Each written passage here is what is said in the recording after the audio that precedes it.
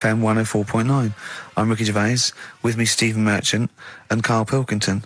Now, Steve, you know how Karl won't do anything outside his jurisdiction. He moans about stuff. He's got one job. We're doing about 5 things in the week. Always plate spinning. We just turn up and he's always available. He moans about it. He goes, "Oh, lucky you caught me," right? He's chatting. He just He's one of those people that whinges enough and people think he's overworked. So he got Mondays off, right? He's just a whinger. Yeah. I haven't got Mondays off though, have I? Yeah, well, anyway, 2 hours on a Saturday. This is what the phone message he left me Wednesday on my mobile. But I just is chatting about certain things that are going on at the moment. What he does need to know. Duncan, who he mentions, is my agent, and you know you'll understand a few other things. But this is the sort of message I get from Karl, right? Whinger. Old messages. Alright, 12:10, Wednesday. Just getting loads of people calling me all the time about shit. Yesterday, DVD's signing for BBC London. I don't work there, but I've been dragged into that. I've got a woman on leaving a message from Talk PR going on about do you want to go and see Pop Idol again? Right? They're just saying you and some listeners can go. So I'm sure you'll love that. I've got Jim Benner wanting you to introduce the tin buckets at the Astoria. So can you just let Duncan know that I'm doing his job whilst he's sat on his arse with his thumb firmly up his arse? Can you let him know that I'm running around like a here sorting shit out for you? Alright, see you later. Message left So, at 12. do you know what I mean? I know, but that's the kind of phone message he's leaving. Do you remember who he was before you... But he's even annoyed that he gets a phone call. I remember he got a phone call for you to do a voiceover and didn't pass it on. You missed a voiceover. That was thousands of pounds. No, I did pass it on though. I told you. You I did, you said woman... someone had phoned. Yeah. That's not good enough. But who's that? Well, she didn't say, and I didn't ask. But Of course it's not my she job to do said. it. She didn't say. Rubbish. So you didn't take the number down? Just when she went, "Oh, can you tell Steve to call me?" And you went, "Yeah." Yeah, well, I just thought you'd know her already. I should have known. It was a woman, so I should have known. He's having a go, you see? Unbelievable. I don't know how it's come back on me. You're the one who was picking on it. Yeah, exactly. I'm saying. I'm defending. Why is he having a go at you? He never Because picks on Ricky because he knows you are his bread and butter. Seriously, do you know what I mean? The only reason he's got Mondays off is because you're still doing this show. yeah. That's why he's scared of you. That's why he has a go at you on the phone, but he always picks on me because he knows, I'm a pushover, I'm a nice guy. He's scared of you. I can't believe, I don't know how it works. Is that true? Steve, I'm always sorting you out. I look after you. Sorted you out with tickets. I sorted you out with lager I got out. you today. Why are you picking on me? What do you mean you're sorting about tickets and lager? What's this? Right, whenever you want tickets. Yeah, sorry, I don't want to use this as moaning time and that because I don't like to moan. I'm busy and that, right? I've sorted you out tickets for gigs. Yeah. Right? What somebody doesn't even turn up to. Yeah, we won't even go on about that. Yeah. Right? Lager. He got sorting out the Cure. He complained it was boring. Yeah. There was that big drum of lager that you had, and you said, "Oh, put that in your room for me, because I don't want to carry it home." Right? Lazy. So I said, "All right, then I'll put it in my room." It goes missing, it gets nicked. Then you have a go at me because it got nicked. Yeah. I get you another one. You make me carry it around town for you for half an hour. Then you say, "Oh, I can't be bothered taking it home. Can you take it back to work for me?" Yeah. But interestingly, this is like a year ago, so it's obviously it's still pressing on you. Oh, isn't hang it? on, and I forgot the one when we had an argument over 50p. When we went out for a coffee. You didn't want to give me 50p back that you owed me.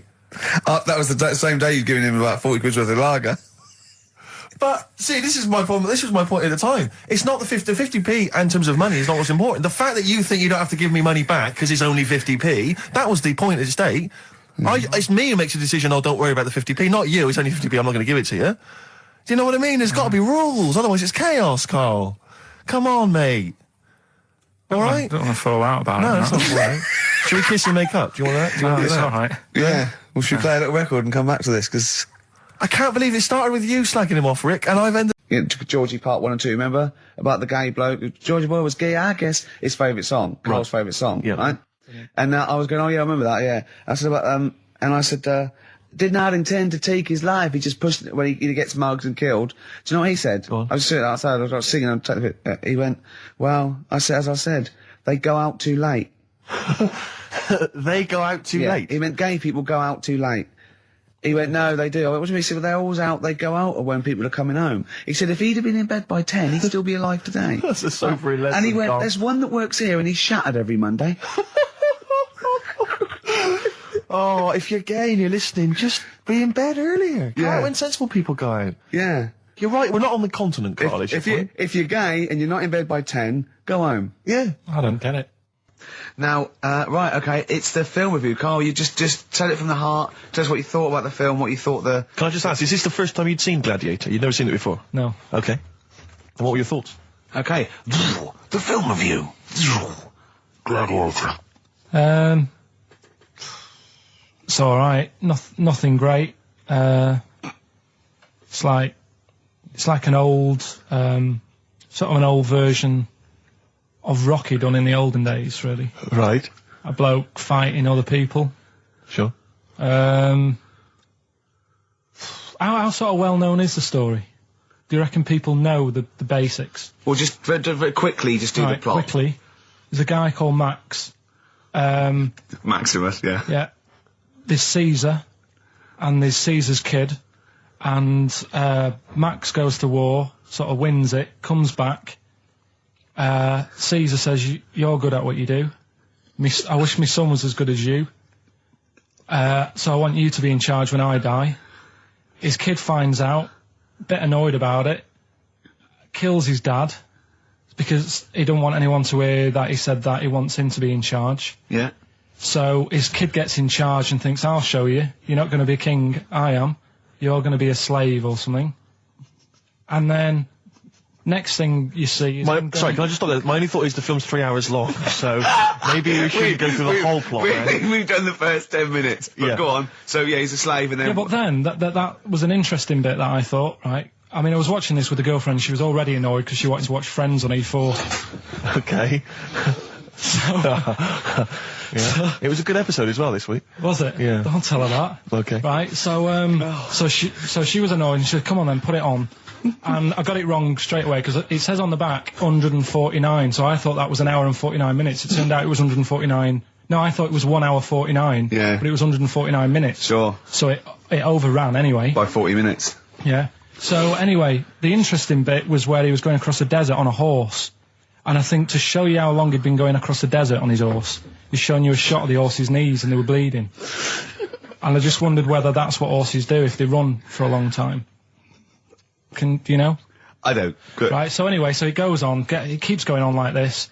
He's a slave, and then he has a fight at the end with the Caesar's kid, and he kills him. And that's how it ended. Okay, good. What did you think of it? Just generally, what bits... What do you think was wrong with it? Right, well, I've read up on it, and there's already a fact that is wrong. Right. Caesar's kid, he didn't actually kill his dad. His dad died of a natural death. Right, in real life, you mean? Yeah. Okay. And what's Caesar's kid's name? Comedian or something? I think it's comedian, yeah. Yeah. That's where the name comes from. When a funny person is called a comedian. 'cause He their name didn't actually get killed in real life by Max. No. He died by his sister poisoning him, and he didn't die. No. Are you saying that this is not a historical document? It's wrong. All over the place. Yeah. Well, in next terms week, of- next week I'm giving you Braveheart, and that is actually true. That is factually accurate. I can't handle It is. It was a little Australian fella that helped him out. Just for people who watched it, they Go on. know that the guy, Caesar's kid, Yeah. he died. His sister tried to poison him. That didn't work. Apparently, he was a gay fella, and his boyfriend, who was a wrestler, strangled him. That's Where did you get this information? on the internet. I thought I'd look it up to see how much of it I actually got right, Yes. and that's what I read. Okay, so out of 10? 5. Really? Yeah. Okay. It's no good. I wouldn't get it out. And it's annoying the way it says, like, you know, this film's got to be seen at the cinema, because I saw it at home and I don't think I missed out on anything. Very good point. I think that's probably the point they're making, but yours is valid too. So what did you say you're going for? You've got your 3 titles, your 3 teasers. Well, I think I'm going to go for Don't Do That to It. You know it can't live without an edge. I'm looking forward to this. Right. Right. So this is Educating Ricky, for those that Yeah. have just tuned in. Now, something that Ricky told me about when he was educating me was that a cockroach, if you cut its head off, it lives for a week. Yeah. Right? And the only reason it dies is because it can't take on water. Sure. It doesn't have a great time in that week, though, does it? No. I mean, it doesn't get much done, I don't imagine. It just needs water, and because it can't find any, like its eyes, it eventually dies. Yeah. Right? No. So what? No, it's not. That's not. It's Anyway. it can't drink. Anyway. So have you heard that one about worms? Okay. I have gone. If you cut a worm in half, Yeah. a lot of people have said in the past that it'll turn into two worms. Right. But that isn't actually true. Okay. Who said that? No, it used to be like, Kids at school said it on, kids at school and stuff. Yeah. So that, a lot of people think that. Don't pick him up on stuff, Steve. It's bad enough. Sure. So, but what they can do, if you get a worm, right, and you find out which end its head's at, Right. if you you've got its head there at the left-hand side, right, and if you sort of cut it in half, Right. but not in half, so there's more of its neck than the tail, if you know what I mean. Yeah. Yeah. The bit that you've cut off will sort of die, and the rest of the worm will get better. So in a way, you can cut it in half, and it'll survive, but only one half will survive. Okay. Yeah? What have you learned there? I wish you hadn't chosen that one. I know, because it's not. It's nothing, is it? Yeah. You know that joke, how would you tell a worm's head from its eye? You put it in a bowl of flour and wait till it farts. Yes. Right? I told my mate that, right? And he went, what if it coughs? Yeah? Yeah. Yeah. Yeah. So, there is a bit of truth in that myth of cutting one in half. Where did you get this information? I don't understand where you get this information That was from the Fortean Times. It was like the myth about worms. Yeah. That was the big article that week. Did it take you as long to read that article as it took you to tell us just then? I like the fact that it starts off debunking a myth that we hadn't heard of anyway. Exactly. You know the big thing about cutting a worm in half and making two worms? No. Yeah. What's the other one? It's not the thing to do either, by the way. Don't go doing it. No. It's not very nice. It's cruel. But it can get by and if it's you pointless. do. Yeah. There's no scientific worth in that. Well, there you go. Okay then. So the others now, you see the what others? I do. No, What's I'll the tell you others? the other titles. You're not having them yet. That's the whole idea of this. People will be driving or about to go out doing the shopping. They'll think about that now. What was the other two? Well, the other two They won't think about that. They've forgotten that. What's the last one? Give us the teaser clue again. It was, I want to come here in hindsight. I wouldn't have come here in hindsight. Yeah. Right, give me some education. This will be the thing that teaches me something. I can feel it in my bones. Come on. There's a kid in Kenya. He was messing about with some beans. Magic. We guessed that as well. You did, yeah. He's fed up because we've guessed his puns, I think. He put one of them in his ear. Yeah. The mum or the dad said, what have you done that for, or whatever. Yeah. So I'll have to take you to the doctors now. So they took the kid to the doctors, and the doctor said, he said, I can get that out, I can sort that out for you.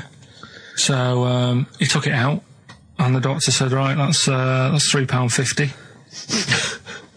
And the dad said, I've only got £2.70 on me. And the doctor said, right, well, and he put the bean back in his kid's ear.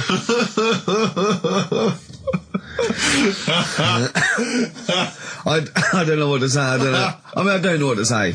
I mean, A couple of questions from me very quickly. Are you sure that those were definitely the sums involved, were they? Well, the equivalent of whatever the deal with in Kenya. Yeah. It was the equivalent of, you know. So what currency was it, Karl, that you translated into sterling? I don't know. No, it was saying in the thing, it said the equivalent of. £3.15, £2.70. Did it say that? Yeah. So Did it say that? Yeah. Karl, look at me. Did it say that? Yeah, it said that was the. Did it say that? Yeah. Yeah, it did. It definitely said that. Definitely. Yeah. I was once playing music at a Scout Jamboree, when I was about 17, Big 16, gig, 17. big Big gig. There was 1,000 scouts there. Yeah. Right, Yeah. and I tell you this, we were playing on stuff, they were loving it, they were dancing, it was in a big marquee, right? I slapped on Smells Like Teen Spirit, right? They went mad. They went mad for it, they were moshing, they were climbing up the poles, the organisers were going, switch that off, right? They're going crazy, and I was there going, no, that's what they like, I'm going to do it. It was like Footloose. It was unbelievable, it was just like Footloose. Then I came in with Rage Against the Machine, Killing in the Name of, the place went wild, and they were trying to get me off the decks. It was like Bill Grundy interviewing the Sex Pistols. And then when the head of the NBA had you killed, exactly, like there was some sort of mafia thing, it was all hushed up. That the scouts went there one night with all candles and they stood by a grave, and that was the end of the film. It was a film, I assume. No, this genuinely happened. I assume this didn't really happen. Yes, it did. I swear to God, I was playing Smells Like Teen Spirit, and it went wild, and the organisers were going, switch that off. They're going crazy, and I was going, no, it's what they want. Could I say something? It was brilliant. That to me, I've known you for about 4 years, and I've heard all things. That must be the highlight of your life. Unbelievably so, yeah. You've never had anything that good or exciting since, have you? One day I hope to sleep with a lady, and hopefully it'll slide into second place. Sorry, just suddenly struck me something. I don't know if I mentioned it before. You mentioned that you tried to catch your guy out when you came back once. You opened the door really quickly to see what he was up to. Did I ever tell you when I was at university? Now I'm very tall and I've got enormous feet. Size 14. Size 14 shoes. And when I was at university, everyone, it seemed to me, was wearing Dr. Martens. It was like you had to wear a pair of Dr. Martens. It was kind of the rule. Dr. Martens was too big for you. Yeah, so that's a big pair of Dr. Martens. That's where the myth of the old woman who lived in a shoe, I think, came from. People with my size shoes. Anyway, I just literally kind of moved to university. I'd been there for literally a couple of months. And obviously in that first period, you're quite keen to kind of, reinvent yourself, strike yourself, try and give an impression of perhaps being quite sophisticated, worldly, cool, all those things that, you've left behind all your childhood friends, so you're trying to, develop something. But you didn't bother, you didn't? What, sorry? You didn't bother? No, I was working hard on it, and I was kind of, I was doing alright, and I had a tie-dye shirt, and I was looking good. And, so I was trying, working hard to try and seem kind of cool and not freakish. And I came back from studies once, and I came in, and there was a little old cleaning lady that kind of would always come in every day and clean up our halls of residence. And I came back, and my door of my room was open, and there was like a little huddle of people just peering in, right? And I thought, this is odd, that my door's open and I'm not in there, and there's people staring in the door. And I looked in, and the little cleaning lady had my Dr. Martens on and was clumping around. Making them all laugh. Making them all laugh, doing an impression of me. That's amazing. Imagine that. Imagine the psychological scars that has. I know that she's more popular than you. Yeah, exactly. And they go, come on, Maud, let's go to the JCR. Exactly. And they carry her down. They go, drink. And she goes to, Steve, you better have that spotless by the time I come back. You go, all right, I will. All right. But what I like is the fact that I'm sure that's not part of the cleaner's code. The cleaner's code is you don't have the keys to everyone's room so you can go through their belongings and play practical jokes. I mean, surely it's a kind of, there's a trust. She must have looked like a wall bracket. I went bowling with him once the first time, and we went bowling at this place. Where was it? I mean, Finsbury Park. And I'd never been before. And he goes, you got to wear special shoes. I went, all right. He went, so. He goes, have you got size 14? And she went, yeah, I've got one pair. And she put them on the table, and they look like crusty.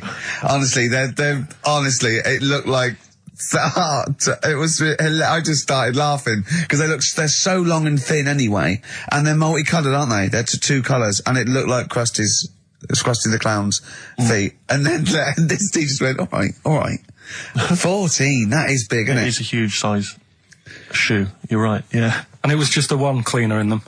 Just the one, sadly. She did have loads of kids eventually and brought them up in there. This is XFM 104.9. I'm Ricky Gervais, with me, Stephen Merchant. You're listening to the best of, basically, Karl Pilkington. Check, because there are rules in place, aren't there? Yeah. There was a big bust up in the week. I'm only allowed to wind him up. I'm not allowed to wind him up socially now. I'm not allowed to. What am I not allowed to do socially? I think squeezing the head. Socially, yeah, it's been crossed off. Right, okay, and I agreed to that because it got to a head where Karl was really upset and he was thinking of just giving it all in, weren't you? Yeah, yeah. Why was that? Because you were just winding me up too much. Yeah. I mean, do you want to bring it all up again? I don't mind. What was I doing? It was just. I mean, I should say now that there was a conversation where we were all sort of really walking on eggshells. It was frosty. It was a conference call, and Karl was on one end. And I'll tell you, I was very much a mediator. I was very much a UN mediator. What is it like? It was difficult to sort of keep it serious when I'm saying stuff like, "I'm sick of you putting a Burger King bag on my head." Do you know what I mean? Yeah, yeah. There's a part of me that's like, I can't believe we're doing this. But What I like about it is that I'm laughing and going, well, I won't do that anymore. And he's going, you can still do it on air. And like today, I came in, I went to squeeze Zed, he went at 1 o'clock. I love those rules. Yeah. I love those rules. Well, between the hours of 1 and 3 on a Saturday, you can squeeze his head, you can put a Burger King But I back on can't his... wait. It's terrible. Oh, But dear. that all started last week as well, really, because I got in a bit earlier to do an edit for you on some track that had swearing in it, right? So I get in early, he comes in, first thing he does is go to sort of squeeze me head. And my reaction was, not now, do it later. As if it's all right to do it later. So that's kind of what made me think this isn't normal. We should just point out, when we say squeezing your head, what exactly does that mean? I put my hand on the front. I do 2 experiments, right? Yeah. One is the side, because you can crush an egg sideways, so I think that's more dangerous. Right. And I actually put my elbows out, and I press like a vice, and I really go for it until it really hurts. And the front one it shouldn't hurt so much, if my experiment's right. I don't know. Well, it was all this that sort of, built up. Sure. And the research that you're doing there, Rick, is that going to be available online at some point? Well, that was the problem. That's what I was saying to him, because it kind of started last week. Well, it's been going on since we've known you. Yeah. Yeah, but I just upped it last week. It got out of hand a bit. I upped it to when I think it got to ahead on Thursday when I filmed it. That was it, yeah. That's right, yeah. I brought in the cameraman to film me torturing him, and there was some people from the 6th floor being shown round. Yeah, some management and that, showing probably clients round, sort of, they've probably been on all the different floors, same what all the different radio I've seen stations Dr. do. Fox. This is XFM, the sort of this sort of noise going on. Yeah. You see them all look down and saying, don't do that, right? Sure. They might want to spend a load of money. Yeah. And he's doing that, he's wrestling with me, he's filming it. So that's when I just thought, Mad, isn't it? And then when we were having the argument on the phone, I was saying, has this been some sort of experiment? Yeah. He did. He said that, and of course I lost it. Yeah. But it's all good now. Do you want to squeeze his head before we play the next I record? won't at the moment, because we've got to get on. It's not right, and that annoyed me as well. Because I was trying to find out where he was going. I was filming him. I was going on waiting for Karl. Told Johnny he's meeting a mate at 6, which annoys me on 2 counts. And I'm just doing it to the camera. So I'm gonna follow him and just turn up and go, all right, where you been? But then when I came in, he went, I'm meeting a mate, and he told me where it was. So I told him that spoils my fun. Of course. Because you'd want to just track him down. I don't want him to like it. Yeah. Which is it's sort of pulled the rug under my carpet now that he's going to let me do you know what I mean? It's just, it's a little bit annoying. Right, is this talking about diets and stuff, right? Go on. They've come up with a drug that, they tested it out on a mouse, right? They said, it's a problem that weight is a big issue in the world, and, a lot of people are depressed, and that probably like Rick Waller. Well, right? I'm depressed looking at Rick Waller. Well, Oh. I mean, you could sort out Rick by, Jono is an old man, he's got loads of money. He's not old. No, but he's getting on a bit, right? He's about no, my hang on a age, minute. What I mean is he does his own shopping, right? So I bet it's hard. What do you mean? Because he's like, how old is he? 35. Right? He's got loads of money. He does his own shopping. So when he goes to the supermarket and he passes, the sponge cake section, it must be tough when you've got loads of money to burn that you go, just one more. Yeah. One more. Look, we are getting close to libel here, I think. No. I'm saying how it is, because Right. I've tried losing a little bit of weight. Have you? And it is difficult when you're in Waitrose and you see a little chocolate muffin and you think, well, one more and I'll do without. Do you like a little chocolate muffin now and again? Yeah, right. Is that your favourite thing? So the thing chocolate is- and Let him muffin? finish his point. So the thing is, right, now with Rick, he lives at home with his mum. So why doesn't his mum just say, I'm going to buy less this week, and if you eat it all, you're not getting any more? Yeah. That's sort that Does out. he live A with short, his mum? sharp shot. I bet he does.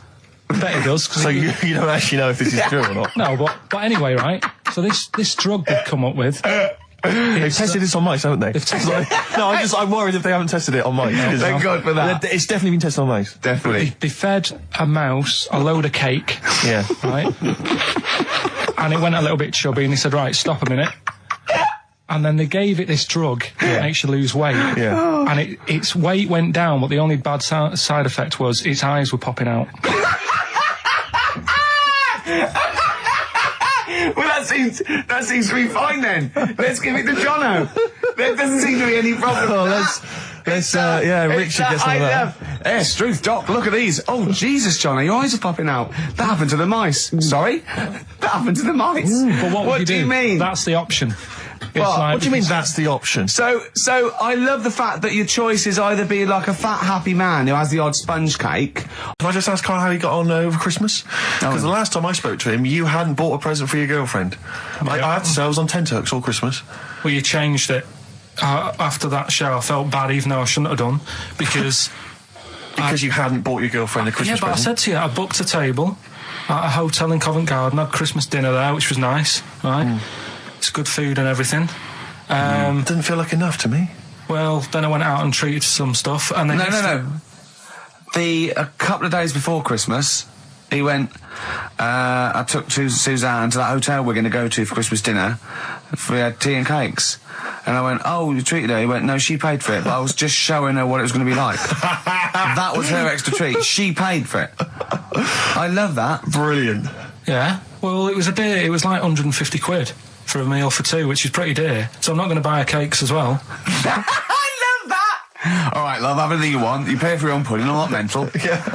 So you treated her to some other stuff. Yeah, some bits and bobs. What, so she chose them and you paid for them? What, the presents? Yeah. No, you chose them and she paid for them, but you know it's the thought that counts. I got them on the way home that Saturday. Well done. And what did you buy? Shops. Well, just some bits. It might be personal, Steve. Well, I don't care. Just some bits. Yeah, but bits and pieces. leave out the personal bits. What bits? Just little things. And then yesterday, right? A monkey wrench and a new washer for the shower. Yeah. Some recordable CDs that you need for your job. Oh, dear. Now, when you gave those presents to her, did her face light up? Right. I don't want to tell you what they were, right? But she wasn't that impressed.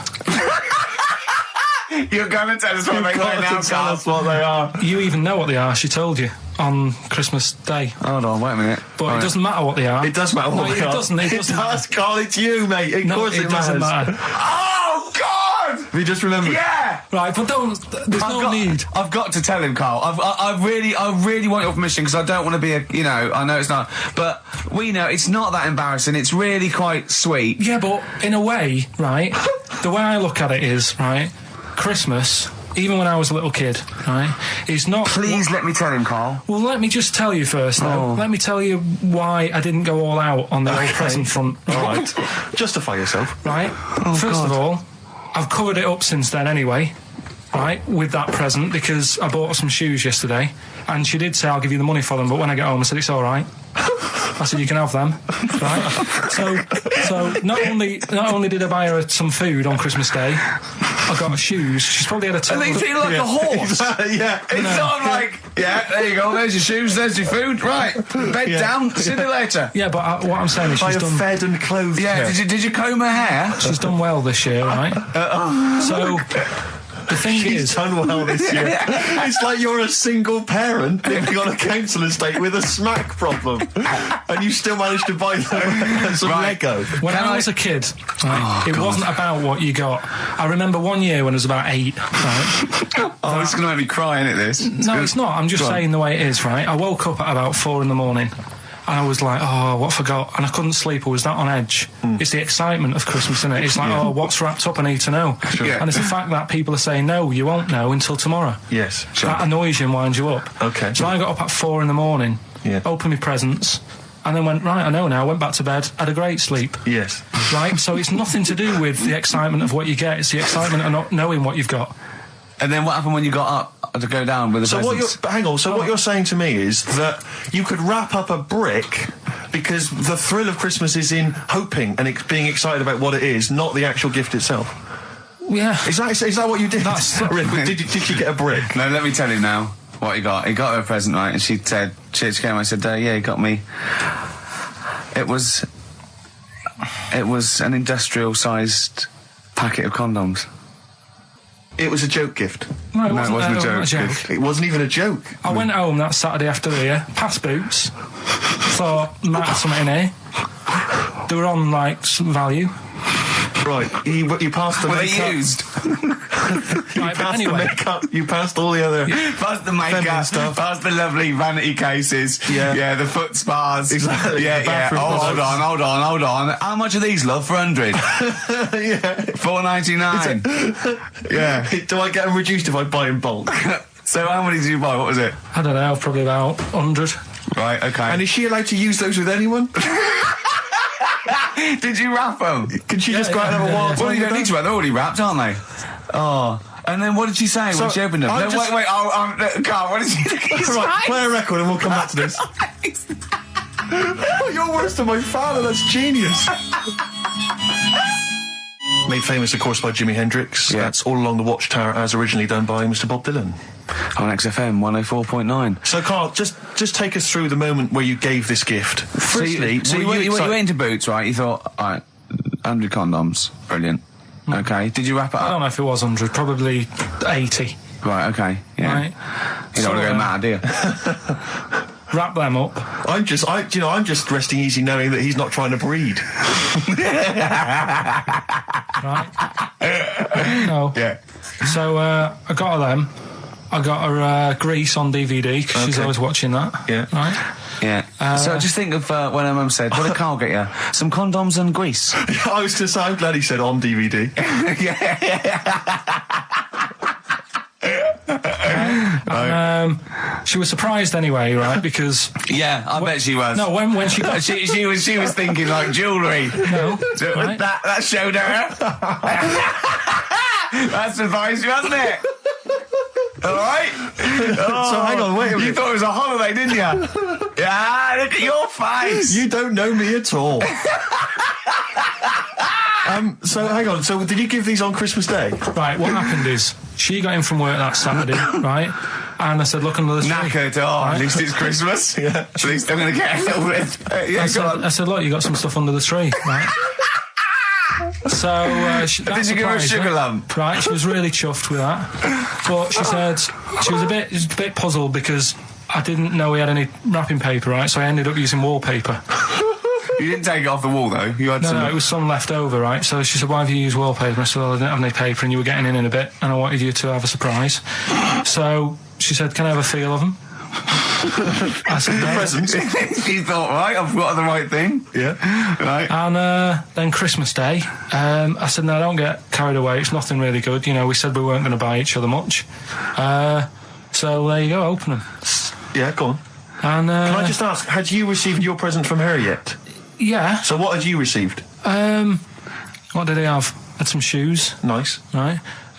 Getaway game for PlayStation. Nice. Which is all right. I'm just totting up Just the talk value the of value this. of those, Go on, yeah. And just also think about how much fun and pleasure you get from them. Yeah. Although, of course, condoms, I can see the Well, do you it. see know. the appeal. Well, okay. Yeah, so Yeah, I think but I can. also add to that bit 150 quid for a meal.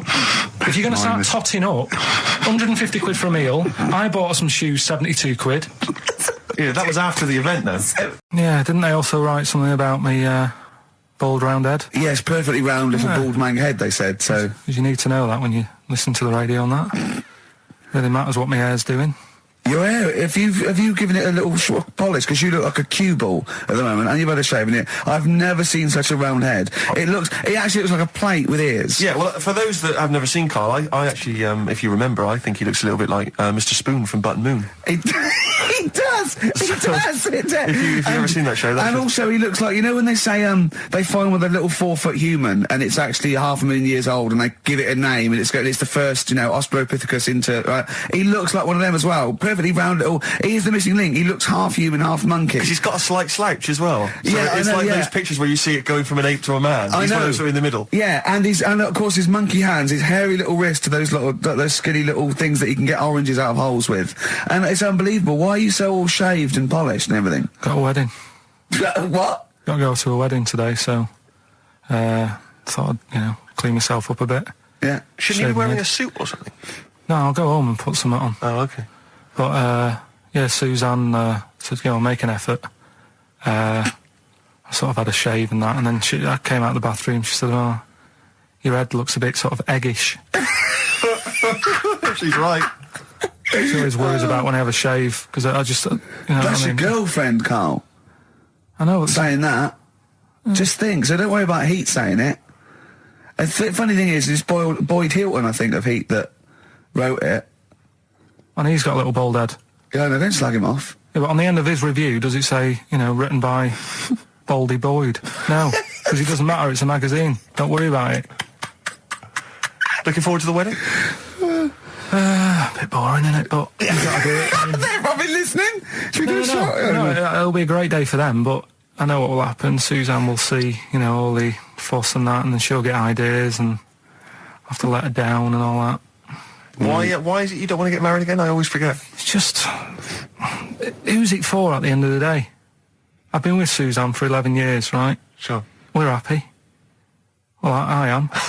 That's what counts. You're never happy. I am. I'm all right.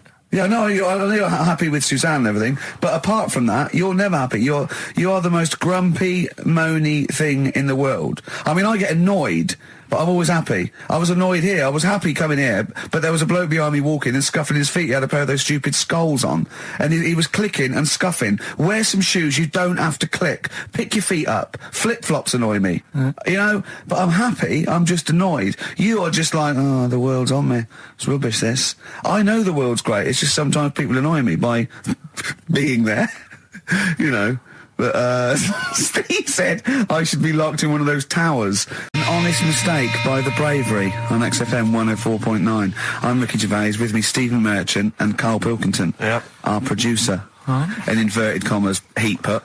Yeah. They know. They know. How you doing, all right, Karl? Yeah, didn't they also write something about me, bald round head? Yes, perfectly round little bald man head, they said, so... Because you need to know that when you listen to the radio on that. Really matters what my hair's doing.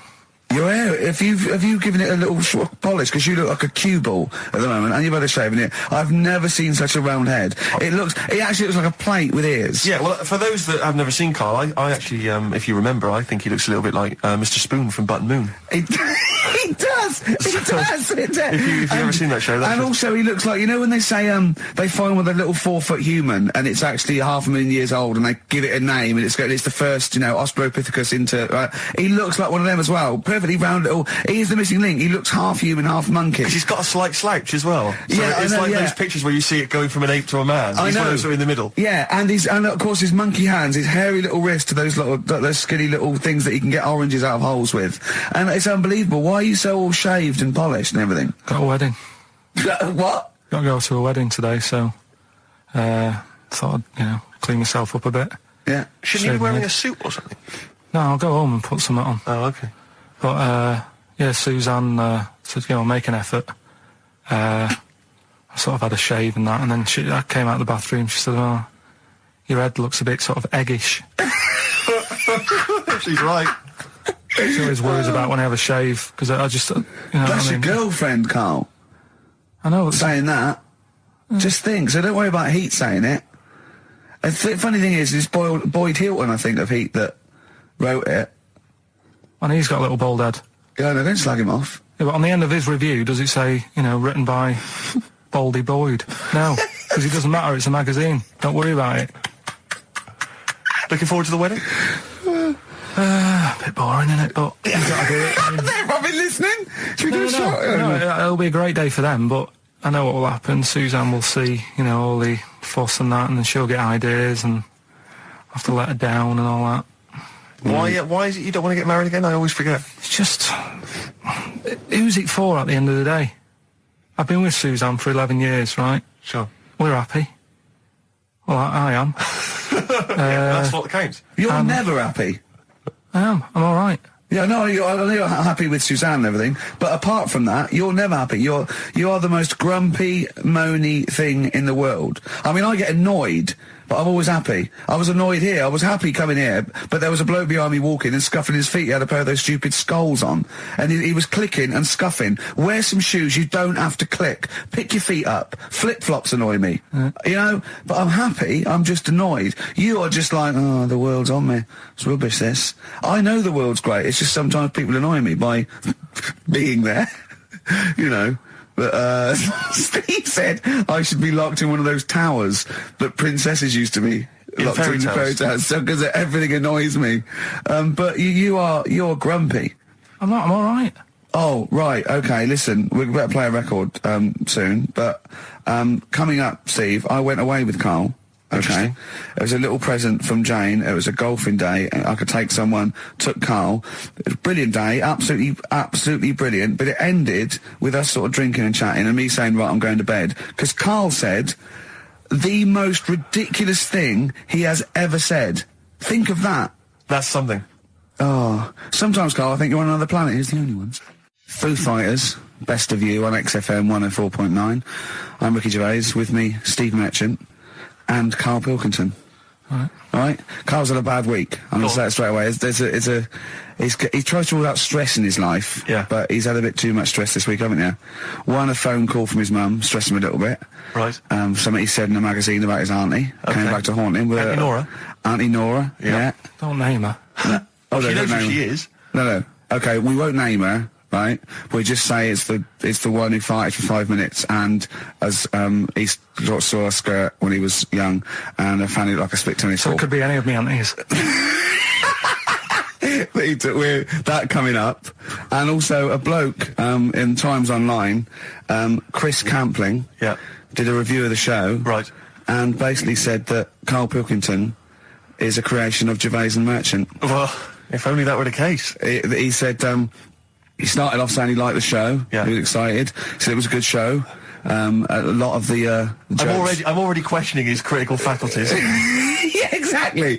And basically said that we didn't contribute much, or seemingly didn't seem to contribute much, and we couldn't sort of like ad lib or anything. We just laughed at, particularly me, laughed at Karl Pilkington, who was coming up with some, quite funny stuff. Yeah. Right? But then he does a twist on it. He goes, but the thing is, we're the puppet masters.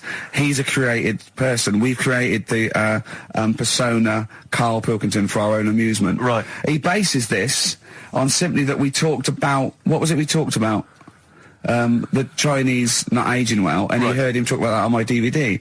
But clearly I say, Karl, remember when you were talking about that? It's a news, or remember in the week, and so he thinks it's all scripted now. Imagine if this show was scripted. I'd be ashamed. Yeah. If this show was scripted, I would send back the BAFTAs for the actual shows we've written, and I would say... I'm not having a go at Chris Campling. He's nice about our other work. He likes The Office, and he likes my stand-up and everything, and he likes the show, but he's saying...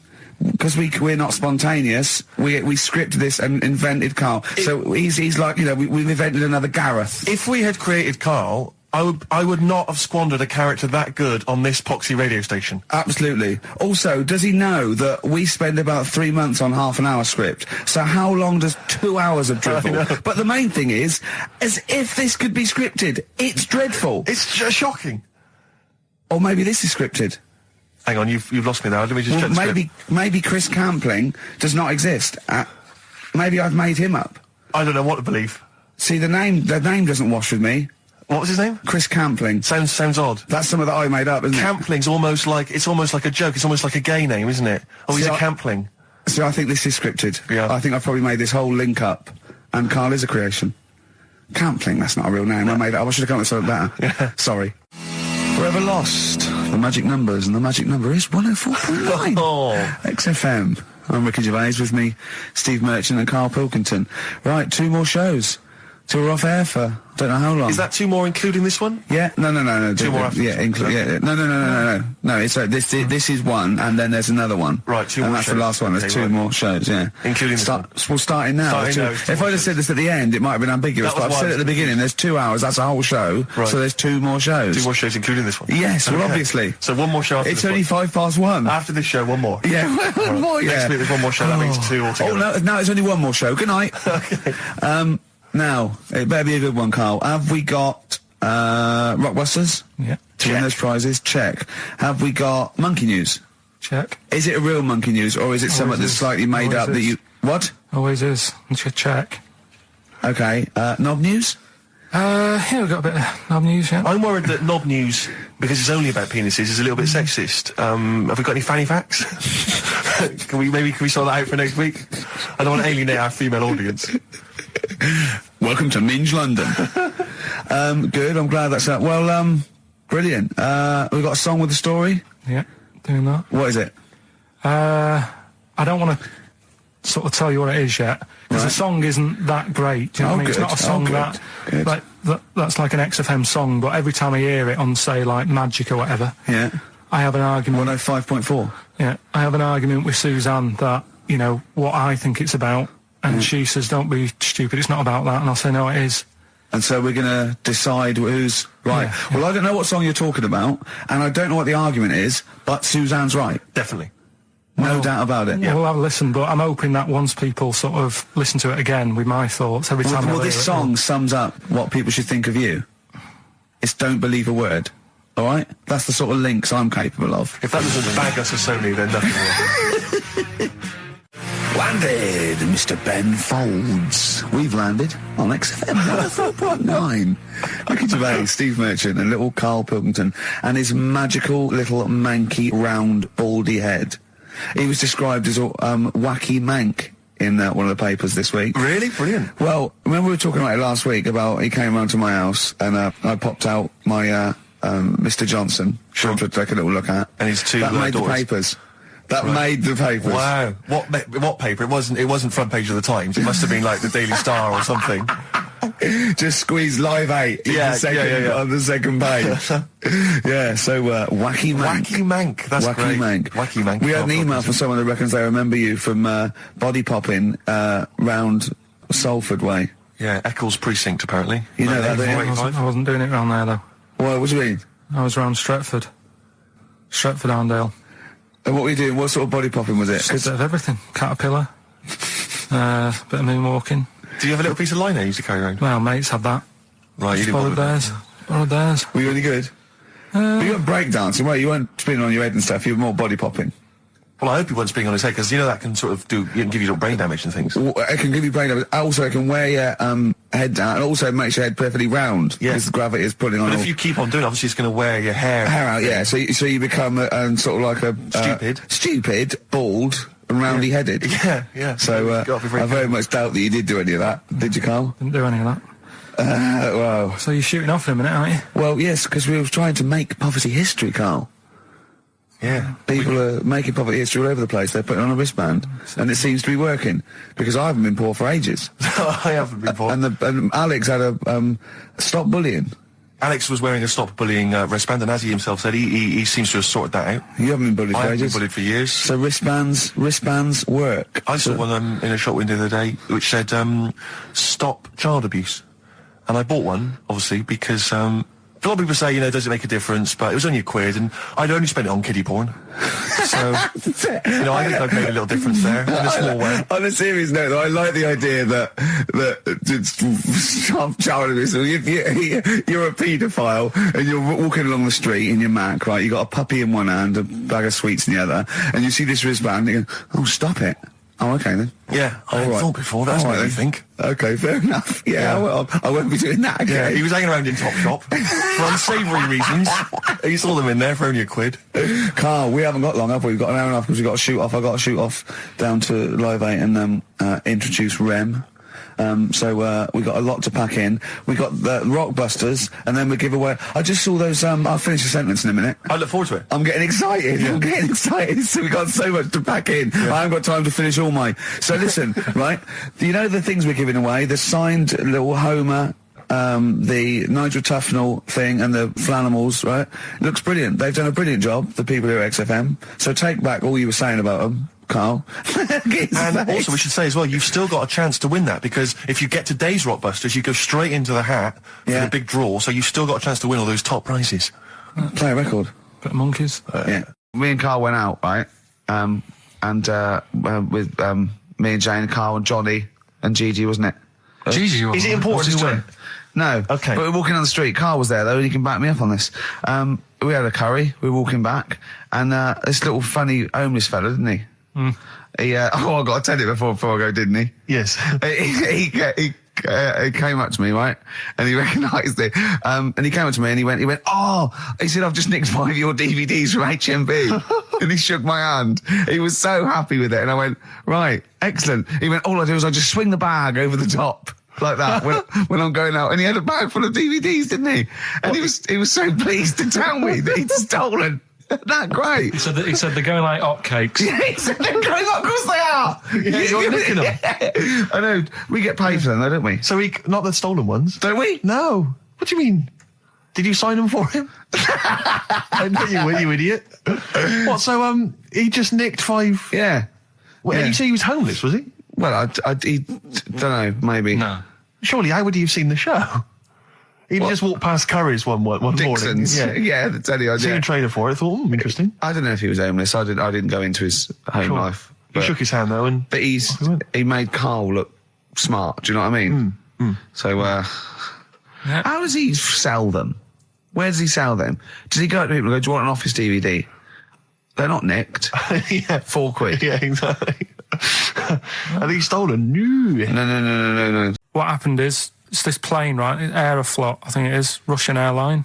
Having a good flight. Everything's going normal and that. This is going to be libelous. The pilot, sorry, I mustn't interrupt my son. How tall was the pilot on this flight?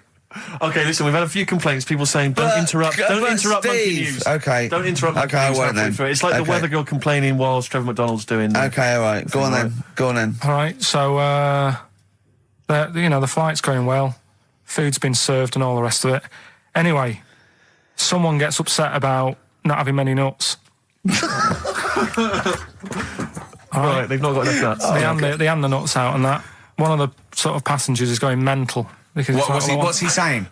He's just What going language mad. is he talking? Is he Russian or English? So anyway, there's a bit of a fight going on. Fight starts happening. People are going, "What's up with that little fella?" Right? The little hairy bloke. So they sort of drag him. What's wrong with Bob Hoskins? And why is he screaming? Why isn't he talking in his usual Cockney accent? Why is Bob Hoskins screaming and grabbing at nuts? So you've ruined it. Right? Come on. Forget it. What have I ruined? Right, Rick, turn his microphone off. So Okay, he can't interrupt go on. you. Right. So anyway, so there's a fight going on. Nuts are going everywhere, right? So anyway, so they manage to tie him down. They get him on the floor, tie his legs up and that, right? His little legs. Get him to Come see you later. Have a good Christmas. No! Carl, how dare you? Finish the story. All that happened is they got back. It turned out that he shouldn't have been on the plane anyway. Why? His passport wasn't valid. Right. And you can't cause problems on planes and that. So he got put in a cell for a bit. Turned out it was a little monkey. Right. If you don't like okay, let's play Educating Ricky. Right. Brilliant. Go. Right. So-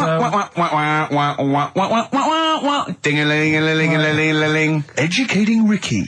Right, what are we going for then? Hanging the bacon, airy Chinese kid, alien gives man a beard. I think Alien gives man a beard. I'd like to do that. Right, there's this fella, I think it happened in America, and he saw a bright light in the sky. And, God, if you're bored. and he stood there.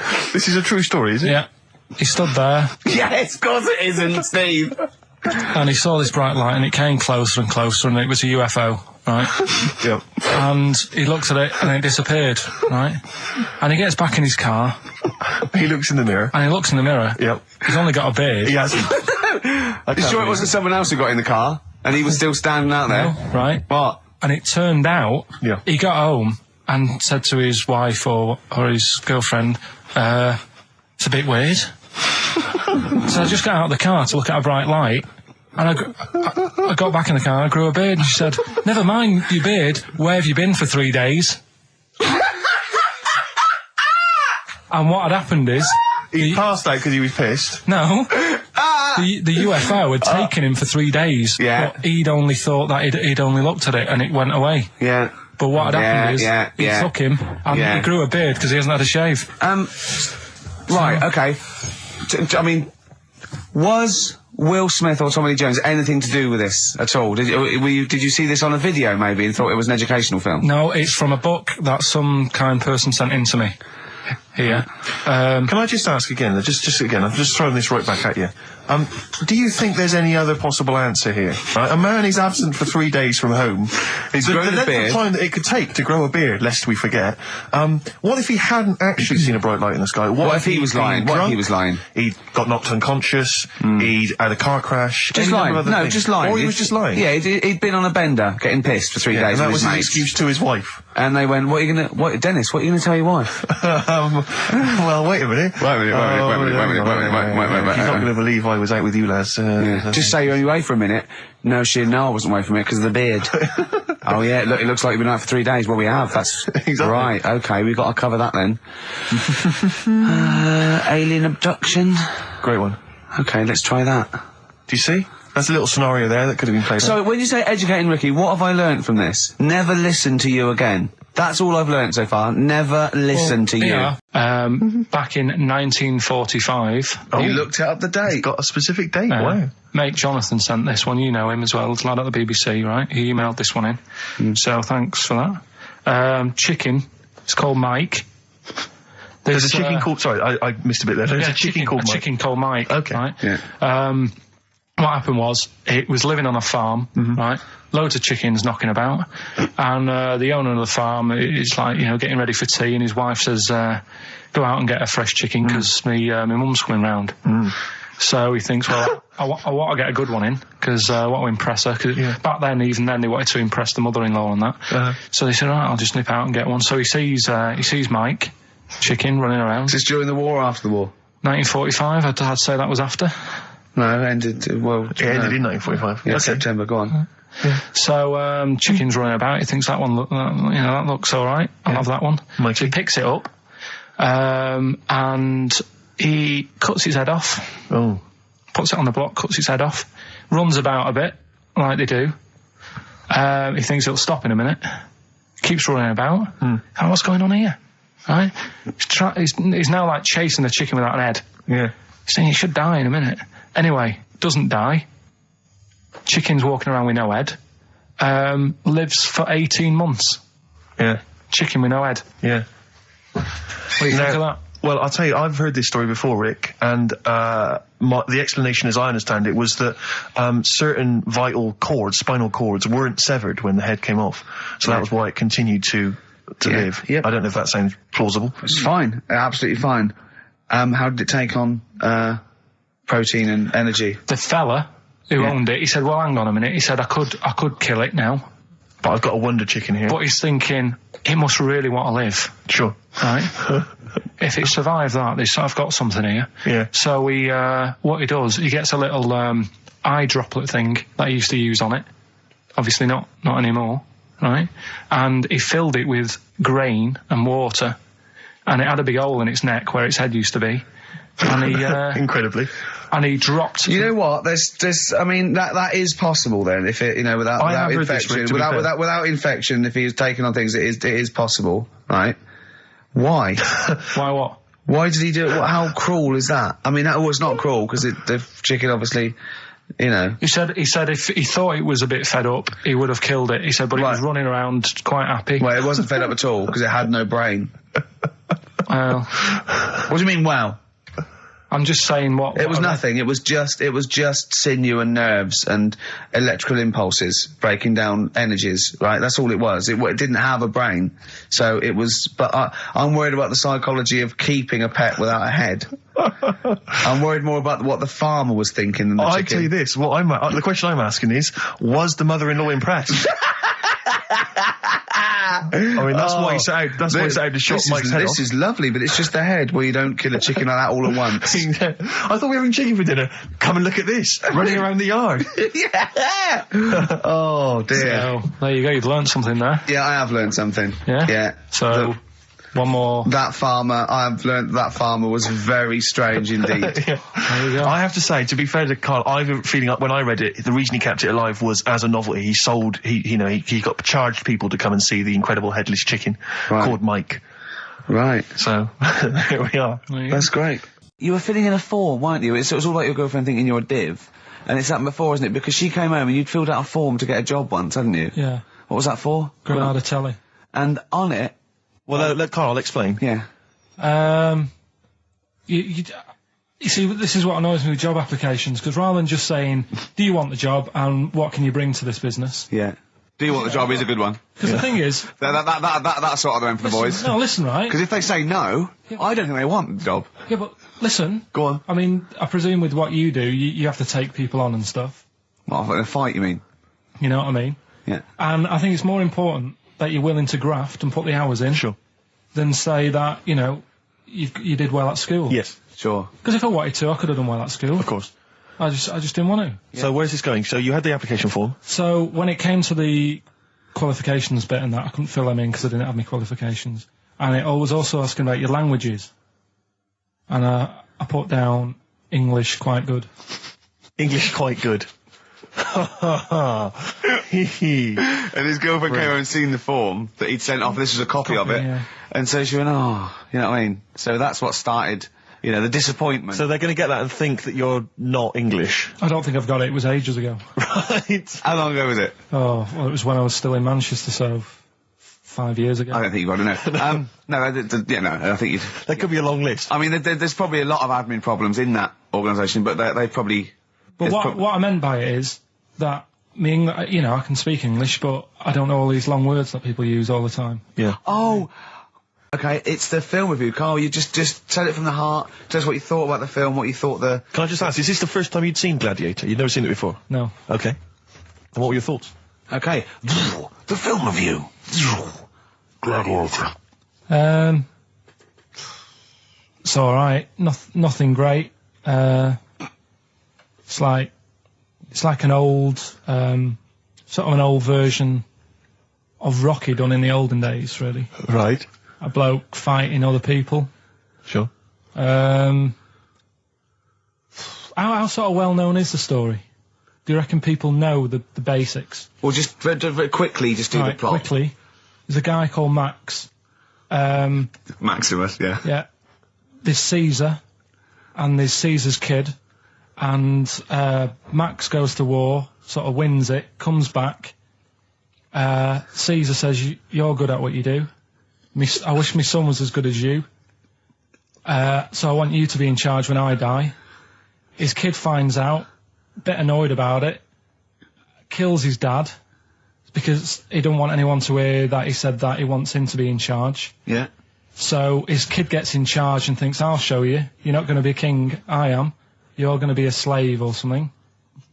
And then, next thing you see is... Sorry, can I just stop there? My only thought is the film's 3 hours long, so maybe we shouldn't go through the whole plot. We've done the first 10 minutes, but Yeah. go on. So, yeah, he's a slave and then... Yeah, but then, that was an interesting bit that I thought, right? I mean, I was watching this with a girlfriend, she was already annoyed because she wanted to watch Friends on E4. Okay. Yeah. It was a good episode as well this week. Was it? Yeah. Don't tell her that. Okay. Right, so she was annoyed and she said, come on then, put it on. And I got it wrong straight away because it says on the back 149, so I thought that was an hour and 49 minutes. It turned out it was 149. No, I thought it was 1 hour 49. Yeah. But it was 149 minutes. Sure. So it overran anyway. By 40 minutes. Yeah. So anyway, the interesting bit was where he was going across the desert on a horse. And I think to show you how long he'd been going across the desert on his horse, he's showing you a shot of the horse's knees and they were bleeding. And I just wondered whether that's what horses do if they run for a long time. Do you know? I don't. Good. Right, so anyway, so he goes on, he keeps going on like this. He's a slave, and then he has a fight at the end with the Caesar's kid, and he kills him. And that's how it ended. Okay, good. What did you think of it? Just generally, what bits... What do you think was wrong with it? Right, well, I've read up on it, and there's already a fact that is wrong. Right.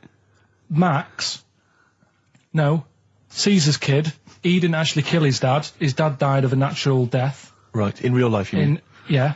Okay. And what's Caesar's kid's name? Comedian or something? Comedian. I think it's comedian, yeah. Yeah. That's where the name comes from. When a funny person is called a comedian. 'cause He their name didn't actually get killed in real life by Max. No. He died by his sister poisoning him, and he didn't die. No. Are you saying that this is not a historical document? It's wrong. All over the place. Yeah. Well, in next terms week, of- next week I'm giving you Braveheart, and that is actually true. That is factually No, accurate. I can't handle It is. It was a little Listen, Australian fella that helped him out. Just for people who watched it, they Go on. know that the guy, Caesar's kid, Yeah. he died. His sister tried to poison him. That didn't work. Apparently, he was a gay fella, and his boyfriend, who was a wrestler, strangled him. That's Well, where did you get this information? on the internet. I thought I'd look it up to see how much of it I actually got right, Yes. and that's what I read. Okay, so out of 10? 5. Really? Yeah. Okay. It's no good. I wouldn't get it out. And it's annoying the way it says, like, you know, this film's got to be seen at the cinema, because I saw it at home and I don't think I missed out on anything. Very good point. I think that's probably the point they're making, but yours is valid too. Things, do you want to know? yeah. So explain this again. Right, so I got back off holiday. The first job I find out I've got to do is work with Ricky for a voiceover. I do a regular thing. I do X-Ray magazine, but I'm allowed to make the script up, and they said I could, so I did. Right, so imagine this. Well, I know you, Rick, and I know you like to put a lot of work into these things. Yeah. You want to do a good job. So he rolls up, he says, let's do it then. He said, what's in the magazine? I said, well, here's a selection of stuff. This is what you've got to sell. He said, leave it with me. He goes into the little booth, and the first one he comes up with is this little advert for it, right? X-Ray magazine. It's out now. It's £3.50 May edition. Music of Tomorrow. Dandy Warhol's picture, and there's a free CD with all the Placebo and the Donners and Smog and Nightmares on Wax and Alpine All Stars. Only £3.50. It's out now. Buy it, innit? Have you got a sore throat there? Well, that's all right, isn't it? And he was going, you can't. I said, we are doing that. I've done one. That is it. That's it. So I persuaded him. He went, right, okay, we can possibly put that on XFM, right? I'll have to see, right? And so I wouldn't do it again. And he went, but you need one for Capital. He said, Right. Capital will know what I went, right, I'll do one more for Capital. Right. Because all the stations advertise the XFM magazine, right? So this is the one that he thought would be all right for them. Ooh, hello, you loonies in Radioland. Dr. Frog here to tell you about the new edition of X-Ray magazine. It's out now and it's only £3.50. You've not heard of it? It's a great music magazine. And you get a free CD featuring bands like Placebo. They wear makeup, but leave them alone. Gold Chain, Smog, OK Go, The Donners, and all great bands that you'll love to. Froggy here. Hello. Bye. Ribbit, ribbit, Froggy says bye it. Oh, well. So then, he says, that's it. You had your money's Is worth. Dr. Frog still on there? He's still on Classic. I said, that isn't going to go out. They're not going to be happy with that. He said, you've had your money's worth. I'm going. Yeah. So I'm left with that. I then have to get the bosses in. And because I've let him go, in a way, it's my responsibility. Yeah. So I've obviously thought I've got what I need. I had to play them to the MD. What did he say? And justify.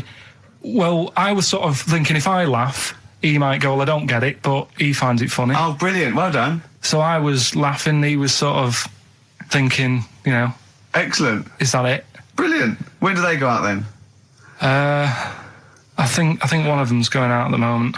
Excellent. I think the first one's going out. Brilliant. Well, let's play a great track then. Is it Dr. Frog? I'd like to see Dr. Frog feature maybe on our show more often. Okay. Oh. It's a beautiful track. It's Let Down off OK Computer. It's one of my favourite Radiohead tracks. It's lovely. Right, set the tape going now if you want to tape these songs. Oh no, you should be a weatherman because once again you've predicted wrongly. It's not a beautiful day at all, is it, Stephen? That was you two, XFM 104.9. Ricky Gervais, Steve Merchant, Claire Sturgis. Claire Sturgis in for Karl Pilkington. Karl Pilkington is on holiday Sunny as we speak. himself. Where was he going? Mauritius, was it? Madeira. I think with his girlfriend's parents.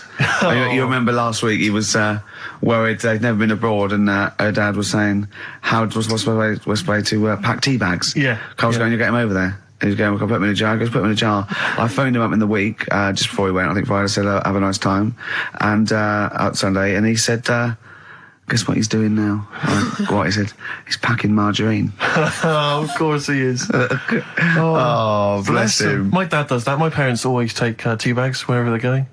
Really? You know, for fear of there being some kind of tea bag drought in France. Yeah. You know. Is it wrong? But I mean, I don't know. Is it because of maybe English breakfast tea you can't get over there? So But you can. Can you though? I mean, You You can. can get pizza Because tips. you know, you tea can is take probably the single most popular drink in the world. I know, but what about the fancy foreign teas, your Earl Greys and the like? Well, I don't know. Because I want good English breakfast. Don't bother me with Earl Grey. I don't know what that cup of tea is. It's not tea to me. It's laughable. It's weak. It's pathetic. Do you know what? Earl Grey with a little bit of skimmed milk isn't so bad. Oh yeah. Yeah. Oh, And is your husband a fan? We've started. Eh? It's all off already. All It's right, all we've kick-started. banter and it'll go at each having a other. laugh. Sometimes sort of pretending, you know. Sometimes pretending we're not close mates. You know, close and friends, you know. And all that sometimes- innuendo and that. Oh, smutty. And I got freaky goggle-eyed Oh, thing. hey, once again, I go too it's far. I ruined sometimes it, go too ruined it. far. I do ruin it when I go too far. So let's be fatty. nice. Well, let's have a bit of blur. Ooh, Well, clever man, clever man. we're not out of time. We've got a whole hour and 50 minutes to go on the Ricky Gervais and Steve Merchant Show. XFM I hope we have 104.9. one of those after every record. They're great, aren't they? It's just, I think if you were actually like a proper DJ, if you actually tried to do the Dr. Fox thing, I think you'd be quite good. really? But I think I could only survive doing that sort of post 11 p.m. Ooh, quiet things down now. Yeah. I love all Yeah, that. yeah, That late sort of night radio, Yeah, that American jock type Yeah, thing exactly. as well. I listen to Saga radio now sometimes. What? It's on digital. I think it's radio for the over 50s. Yeah. And it plays. It was playing Cliff Richard this morning. It played Sammy Davis Jr. It played the Beatles. Here Comes the Sun, and I was loving it. I was thinking, there's well, nothing. it's aimed at your age group. Yeah, exactly. And I've got a bad back. I've been complaining of a bad back all week. He's been ill. Don't even start we with haven't me. worked this week. He's been ill with the been flu. worse? Still not bad. I'll tell you this. I Wednesday morning, I think it was, I woke up and I had the head, the sore throat, the aching body, and I immediately thought I've got the SARS virus. I really did. I genuinely, because I've always been a bit of a hypochondriac. I mean, Ricky pretends to be, but I genuinely was petrified. That doesn't make sense, does it? How can you pretend to be a hypochondriac? No, I am a hypochondriac, and you are genuinely always ill. You always you've always got a bit of a snaffle. So I'm justified in thinking it might be the deadly You're a SARS sickly virus. child. I don't know what's Exactly. happened to you. Well, I think I will be. It's so much to do with West Country breeding, and you haven't. I don't know. No, he hasn't got normal sort of barriers to sort of flu So and his cold. immune system is all I shot. am quite Claire, a weak, look at him. I'm quite a weak child. Yeah, I know. I'll probably die in a garret having written some bloody brilliant poetry. But then I'll die of consumption. Yeah. But anyway, so I went online to check out what exactly the symptoms of the SARS virus were. And Seriously? Did you seriously, I did. I was so panicked. So I went straight Steve. online, and it was exactly what I had. Well, it is a strain of flu. That's why. Exactly. That was the thing. That's what I had. So I was thinking to myself, because it said the incubation period was between 2 and 7 days. I thought, well, where have I been that I could maybe have got contact with people from? And then I thought, wait a minute, BAFTAs. I think I brushed against a couple of the guys from Banzai. I know. I'm thinking, hang on. Yeah. Wait a minute, that makes sense. Yeah. And so I was suddenly getting a little bit eggy because I mean, there was a lot of people. There's like 1,500 people at the BAFTAs. So I mean, any one of them could be carrying it. Yeah. So I was really just panicked. But you know, I didn't immediately rush to the doctors. No. Because you've got to wait for ages down there. Dr. Shah's brilliant, but you've got to queue up for ages because it's down in Swiss Cottage where I live, and I'll tell you, there's some dregs in there in the waiting room. Oh man alive! People who've just gone in there to read the magazines, and they're just sat there. There's some people who just waste the doctor's time. That's what annoys me. A lot of old people, a lot of Saga listeners who just waste people's time. I know. I went to accident emergency once because I'd done my leg in, and I'll tell you what, you look round and you think, oh, look at all these people. Look at these. They should be. There's hardly any of them weren't handcuffed to someone. Exactly. I know. You know what I mean? You go to Casual on a Friday night, and Yeah. it's like, oh, awful. Yeah, and there's and so I mean it was that thing. Well, I could either go to Dr. Shah, but that's NHS, or I could go to one of the Medi centres. They charge money, Claire, and I mean I know it's a killer disease, but you know I'm not making cash. You don't want to. Yeah. You don't want to. Because what if it isn't? That's money Yeah. wasted. You don't get your money back, do I you? mean, I really need him to say you've got the deadly SARS virus for it to be worth the 80 quid. You know? Exactly. Yeah. And as I Yeah. suspected that, you know, it was 50-50, I decided not. I decided to ride it out. Yeah. And thankfully, so far, I've not You're died. looking all right. No, you're yeah. right. You're all I'm right. okay, so, you're all right. Yeah. Yeah. Well, that's lucky. So I noticed that I phoned him up. I said, I don't think I can work. And I mean, Ricky's a close friend of mine. I've known him for a time now, and I really consider him one of my best mates. But I'll be honest with you, you didn't rush round with a bowl of soup, did you? I don't want to catch it, do I? There's no point in both of us being Well, ill. this was the implication, because it wasn't that you explicitly said in this relationship you're the one that's expendable. But that was the sort of underlying suggestion I felt. No. Unbelievable. Oh dear. I mean, the scum. I saw recently, I was flipping through one, it was wedding rings. There was a selection of exclusive wedding rings. Imagine getting down on one knee and giving your beloved a themed Lord of the Ring wedding ring. Oh, that is brilliant. Will you be my wife? Better still, my troll. Oh dear. That I mean, is the scum that must be that they're preying on, like you say. I mean, unbelievable. it's those sort of houses that I remember going into as a child sometimes when you met a friend from school and he'd go into their house, and it was like a shrine. I remember some people kept the polythene on their three-piece suite. Yeah. There was some when you weren't allowed in the front room. Like, we couldn't go in the front room. And it's sort of, you look around and there's all these dolls and that, and it's just like, oh God, scary. What in God's name happens in this house after dark? You know what I mean? But the people who keep the polythene on their sofas, it's like, who are you waiting for? What day are you going to use this? Because I'll tell you this, the Queen's never coming I to know. tea. Tony Blair's not going to pop in unannounced, covered in grease. No, exactly. Yeah. In dungarees. Exactly. I won't sit down. You can sit down. Yeah. You can sit down, Tony. I've been waiting for 40 years. Look, I've had a baby. It's not a real baby. It is a baby! Is this door locked? Why do you hate me? Oh, God. Call your friends and tell them it's a girl. So if you're one of the scum that have ever bought anything from one Trash. of those, normally you'll get maybe commemorative plates. I know. I'll tell you what, if I ever win the lottery, I'm going to buy all them up. Yeah. I'm going to buy all them up in one foul swoop. Well, there was That'd be one, amazing. I think it was Cliff Richard. It was a commemorative plate of Cliff Richard. That'd be great. It said, Cliff never ages. Cliff never ages, and neither will this. Really? Did it say that? Yeah. Tell your friends and tell you've married Cliff Richard. Yeah. Look, I've married... It's a plate. It's not a plate. I sleep with it. I've married Cliff Richard. Do you remember that mental case that was thought she was married to Mike Reed? No, I don't remember that. Oh. No, I do. So is this Mike Reed, the former DJ, or Mike Reed, the entertainer stroke actor? It's former DJ. And it had a shot of her just prancing around in the nude with a feather boa on, saying, I'm married to Mike Reed or something. Wow. She was obsessed with him. That's libelous. I mean, is she still looking for a fellow? Or? Yeah. Oh, what would you do? Imagine you were in a love triangle between her me. and Louise Woodward. Oh, right, okay. Would you? And they were fighting over you. And I think they can both get pretty violent. Yeah. I mean, if you know, fight. I mean, no, but I mean, I'm not. I don't Well, know I'll tell you that. what I do. I do what any gentleman would do in that situation, and I'd let them wrestle it out, nude, in a hotel room. Just see how they go. Let's have a record. Sorry to call the lawyers and tell them it's a girl. Clocks, Coldplay, XFM 104.9. In fact, can I just plug something? Go on. Because you can hear Coldplay live tonight from 7 o'clock, the whole Earl's Court gig on XFM from 7. Blimey. Yeah. It's not bad. Yeah. To Coldplay. To Coldplay. Happy Easter. Happy egg. Well, that's about it from us, isn't it? We got, Yeah. to be honest, I didn't miss Karl at all. I did miss Karl. In fact, I felt we worked harder. We did a better show without him. I think he's dead wood. Well, I think that we should, tell him that we don't need him. If he turns up, it's fine. If not, you know what I mean? Yeah. Because that will wind him up. Oh, he'd be livid. If you could send, could you send Karl emails saying, to Ricky or something, because he gets all those, doesn't he? Or to Yeah. Karl, saying the show was better without Karl. Yeah. Can you please do that for us? We'll tell him the truth. He'll hear it. He'll come back and hear it. So we know it's a wind up. But I just want to see his crushed little face Monday. Is if you can send as many emails as possible saying this show was better without Karl. Yeah. I will be grateful. And I promise I'll tell him the truth next week. Do you think I can do that for us? I think so. Is it karl.pilkington@xfm.co.uk? Yeah.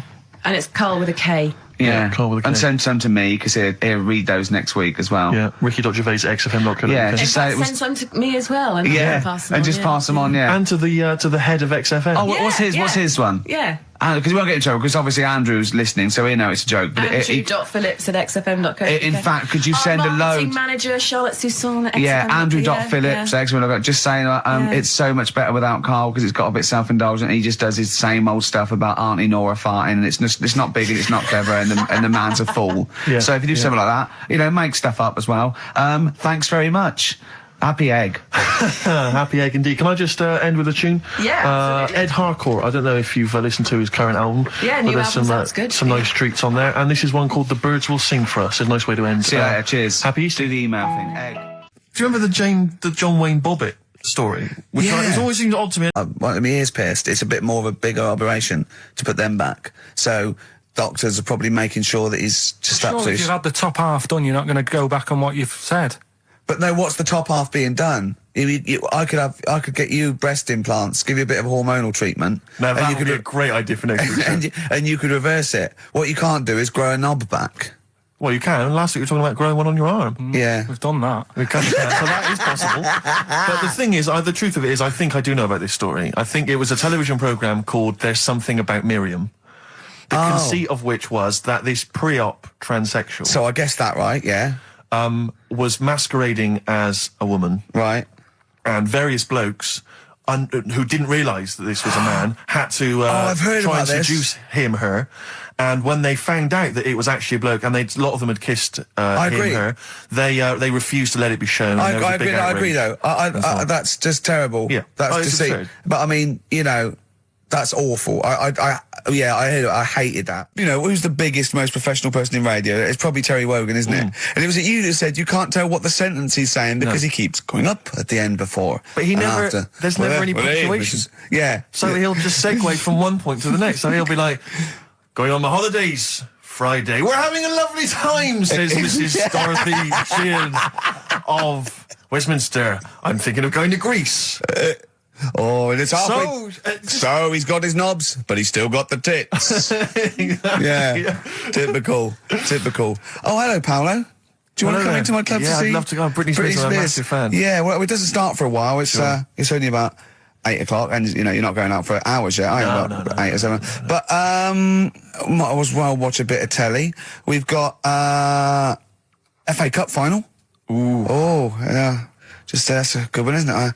Or we've got the Eurovision Song Contest. What do you want to watch, Paolo? Oh, blimey. Well, I love all the camp and lame of the Eurovision Song Contest. Yeah. But is that David Beckham playing? Because I love him. Oh, his hair and his legs. See what you've done. You see? So you will watch the football, Yeah. but you'll be mainly looking at Just looking at the legs and the tight shorts. So while Beckham's knocking them in, you'll be Exactly, knocking one. Right. Let's. Do you notice? Remember, I never really looked, but when you see old clips of, say, early '80s footballers, the shorts are much tighter. Aren't I they? think. I mean, I don't know. I don't know. really know. I don't know. wasn't really looking. I remember Karl was saying when he went and there was 2 strippers, a bloke and a woman, and they whipped off their clothes at the same time, and you looked straight at the boys. Yeah, everybody would. You would have done. Right. You do.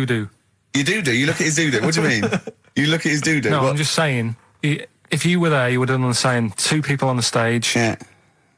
Woman and a man. Yeah. They were getting their clothes off. Yeah. Right? The fella took his pants off the same time as the girl took her knickers off. Yeah. Right. All I'm saying is it's human nature to have a quick look, have a quick glance, see what's going on. See what's going on. And then I wanted to look at the woman, but she put her knickers back on quick. She didn't live opposite from you, did she? But just to return briefly to the shorts question. It's only because in the 30s and 40s they were huge shorts, weren't Yeah. they? I mean, genuinely massive. Like huge. A small child could wear them as trousers. They were. I so think that's to do baggy. with comfort and decency, though, isn't it? And then, but by the sort of 80s, there was barely any shorts there. I think that was fashion. But it's weird that you feel like at some point someone's gone, guys. I mean, They've good gone game too today, small. but this is ludicrous. But that's what happened, isn't it? Because, you know, things get bigger and bigger and bigger, and then they get smaller and smaller and smaller. Yeah. And fashion's like flares, drain pipes. Yeah, you know, yeah. Heels, flat. Yeah. Tall hats, flat hats. What do Yeah. you make of the miniskirt? Long hair, skinhead. Miniskirt, again, I don't know, I'm sure there's been 10 resurgences of miniskirts since 65, whatever it was. Yeah. You know, it's fashion, so the short... you know what? Do you know what I think, Steve? I think the shorts will get smaller again before we die. I think we'll see one more tight little packet of Premiership footballers running round with their offal squeezed like the last chicken in a butcher's window. Almost protruding. Wrapped up, yeah. Yeah, definitely. Imagine if they just wore cling film shorts so you could see what was happening there, Karl. Where would you look then? Because you like football, don't you? We're doing Rockbusters. I should have done Rockbusters. Go on then. Knob body has been that lucky before. Brilliant. All right. Okay. You've got get a lobe of this court case. Right, okay. Not bad. I'm going for Interesting. knob body. It's been that lucky before. Right, it's a story about this kid who was born, right? Was he? Yeah, he was popped out, like, and the dad and the mum saw the baby, and it was like, oh, that's a good-looking little kid. Sure. And they were proud and that. And then... Like they're surprised that it's a good-looking little kid. It's theirs. yeah. Like it could have been a frog, and they'd have gone, "Oh, he's got your eyes." And then the doctor goes, yeah, it is, but look at that. What? He said, it's a boy and hasn't got a knob. I love the doctor saying that. I love this GP or this midwife saying that. Oh, we love little boy. Yeah, but no knob, baby. Mr. and Mrs. I mean, think. Right. No, but I'm speeding it up a bit. All right, come on. So the baby's Right, so the born, baby's like that, doctor and says, the doctor says that, and and the woman's like, oh, it's our first as well, and stuff, right? She's really gutted. she's What's the second going to be like? So, Go ahead. so the Just a knob. doctor says, you know, We'll call it Karl. All right, go on. Right, go on. so the doctor says, well, I'll leave it with you for a bit, get used to the idea, right? As opposed to throwing it away. So he wanders off. Yeah. He comes back with a smile on his face, right? Found the knob. So the mum and dad are like, what are you smiling about? He said, you're not going to believe this. Baby's just been born. It's got 2. Right? You can have one of them. And they did a little operation. Where did you get this information from? That's in a book. What book? Is it the a same joke as the book that you carry round with you? No. With the woman with 3 legs, the juggler with 9 arms, and the bloke who found shagging a chicken under a rock. Is it in that book? Weird though, isn't it? Well, it's not true. It is true. What, in the same hospital, there was a baby born without a knob. Luckily, Karl. It happened. You swear to God you're not making The this I'm up. not doctor making it came up, back honest to God. smiling because you don't believe it. There's a baby there with an excess of a knob. It happened, honestly. I'm not, all these things are not made up, the educating stuff. That's why I do it, isn't it? Teaching you stuff, always teaching you stuff. All right, if anyone can confirm the baby with no knob, they're the going to baby with confirm it 2. because they're going to go to the same dubious website that Karl got it from. I always try to be level-headed and reasonable in these situations. And it's always ignore it. Guatemala or Mexico. Rodriguez was born without a knob. Luckily, baby next door and was got 2 knobs. What a load of shite. Play a record. There's still more to come. Oh, I'm looking forward to it. Was it Nelly? Nearly dead. It nearly died. Nelly died. Bones, Radiohead off the Benz album. I mean, might be my favourite album of all time. You said it before, yeah. I Yeah. can't say I've ever really got into it. I remember when it came out, it was just so ubiquitous everywhere. I never really bothered listening I to can it. still listen to it every day. I mean, that might be sad, I don't know. But it's a fantastic album. Yeah. On XFM 104.9, just practicing for when we Talk about music. talk more about music than maybe monkeys and people born without knobs, baby. Karl, any other thoughts? Educating Ricky. Can we just clarify what this is? I think a lot of new listeners perhaps aren't familiar with this. It's when Karl looks on the internet and finds a weird story about, the double knob fun, and tells me about it. And it's usually not true. Okay. If it is true, I know it already. Go on then, Karl. They're not really weird stuff, it's just stuff that's gone on. That's interested me, that's all it's about, and I go on. educate about it. I should just confirm that we've had a number of emails that say the baby born without a knob and then having one transplanted from a baby that luckily enough had 2 knobs is apparently true. Right, Yeah, there you no, go. listen. So- I don't question that you could be born with a deformity and get someone's, fingers, knobs. What I'm saying is, it didn't happen with the doctor goes, I'll leave with it. I don't believe it. That baby's got 2 knobs. Exactly. What a coincidence. I bet that little bit of information isn't in there, is it? Sure. That he went out the door, I'm going to get a coffee, came back, bloody hell, hold on, no, here's an extra knob, I found an extra knob. We can put that knob on there. Perfect. Run, Snow Patrol on XFM. Well, big question. Where was Karl's knob? That's what people have been hanging on for. Yeah. Where was it? Well, I can't believe people have been texting in. Hey, what, guessing where it is? People saying, is it in the middle? Is it in the left? It cost them 10p. Cost them 10p to find out. Just wait, I'm going to get out the answer. You don't win anything, right? Like, strike it lucky. Right? Bottom or middle? Right. It was to the left. Oh. Yeah. I went with the right. That's annoying. See, I thought it would be to the left. That was the record before us, and here we are, pre-recorded, because we did this a few weeks ago, because we're not here at the moment, are we? We're away in that. I'm Ricky Gervais, with me Stephen Merchant. Hello there. And Karl Pilkington. He's not actually with us. No. He'll be in some of the best of clips that will be coming up shortly. Yeah, this is just us, isn't it? This is just us. We did this. When did we do this, Rick? A couple of weeks back. Hold on, what is it? What It's the day is it? 27th today. Yeah. Well, I enjoyed Christmas. I loved Christmas. I love Christmas. I had a love great Christmas. time. What do you get? Loads of presents. So did and I. I'm glad they made it to number one. I'm really glad. Stroke, he, she. Yeah, I'm really glad that the pop idols, Cliff Richard, Westlife, made it to number one. Bo Selector. Bo Selector. Yeah, just delete that. As, Yeah. But the Trisha programme got nothing. Okay. Which, I know, was that? like, well, Steve called me up in the week, right?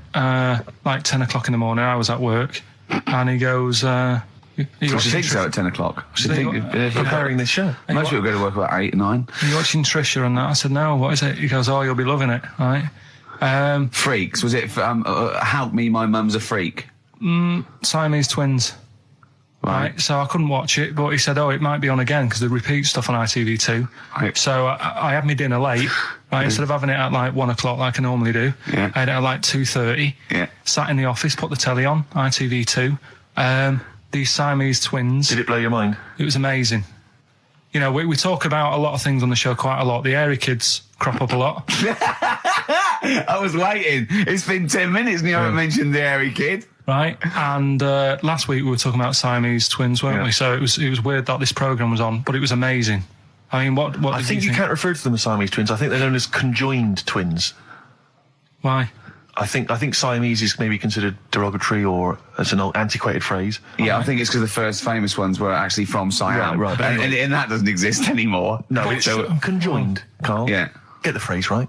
But you'd think that if that's happened to you, that wouldn't be that sort of offensive. The names that you must get called. Right. You think that's least of your Siamese worries? twins, I'd say, well, that's, yeah. Now, least were of your you worries. stunned by where they were connected? Just live with it, you'd say. Right. Because they were connected, of course, at the forehead. Oh. Sort of, which was quite extraordinary. Well, there was one set of Siamese twins. One had a job and the other one didn't. That's ludicrous. Yeah. The other one was unemployed. The other one had a job. She had to go to work. She had to get up at 6 o'clock on a day I'm off. supporting you, literally. Yeah. Then they get done off the social for sort of... Yeah, because the other one was signing on. That wasn't a question that Trisha asked. Annoyingly, because I know that much of the audience was thinking that. There's a few things that didn't crop up. What questions would you have asked of them? Because what things did you feel weren't mentioned? I'd love to just watch Karl watching amazing exactly. things. Exactly. Do you know what I mean? It's like early learning thing. Mouth slightly open. Yeah, some mouth slight open at a dribble, looking round to see if anyone else has seen it. You know, I hate that. Like when a cat sees a bird land on the balcony. Exactly, It can't believe it's luck. I'd probably say, how do you buy her like a birthday present? A surprise gift, yeah. Because everything's ruined. Sure. Right? I'd probably ask... Yeah. Well, did you not think it was interesting that one of them had a boyfriend? Well, that was a bit weird, wasn't it? Uh-huh. But what was the other thing that I was thinking when I was watching it? Was thinking if one got into crime and that was sent to prison, Right. what would happen? How would you handle that? It's brilliant. It is brilliant. If a chimp could talk. And what was the other one? The other thing was, what do they talk about? Because it's not as if you can say, oh, well, guess what I did today? Do you know what I mean? Yeah. So... You know, taking the mickey. The really weird thing about all this, right? And it's annoying because you were saying about, you know, oh, what should have Trisha have asked and all that. Yeah. But one of them mentioned that one of them was adopted and the other one wasn't. Don't talk rubbish. No, seriously. I didn't understand it, right? Of course you didn't. And then Trisha sort of said, well, let's have a chat. And they were like, no, I don't want to go into that. What do you mean one was adopted? That's and one what he was... said. One of them... Don't quiz me on it, but that's what was said. Hello there, Hello there, I'm a multi-millionaire, and yeah. I've just seen your orphanage. Oh, I'd yeah, it's love lovely, to isn't adopt it? one of your children. You'd like to adopt one? I'd love to adopt a children, because I've got loads from around the world, so I'd love Yeah. to adopt one. I'd give you $10,000 towards your well, orphanage. we'll speed it through then, yeah. Brilliant, okay. We've actually got 2 left. I only need one. I'm only interested in Right. one. Yeah, I don't need Okay. any more. Don't need any They're more. sisters. They're...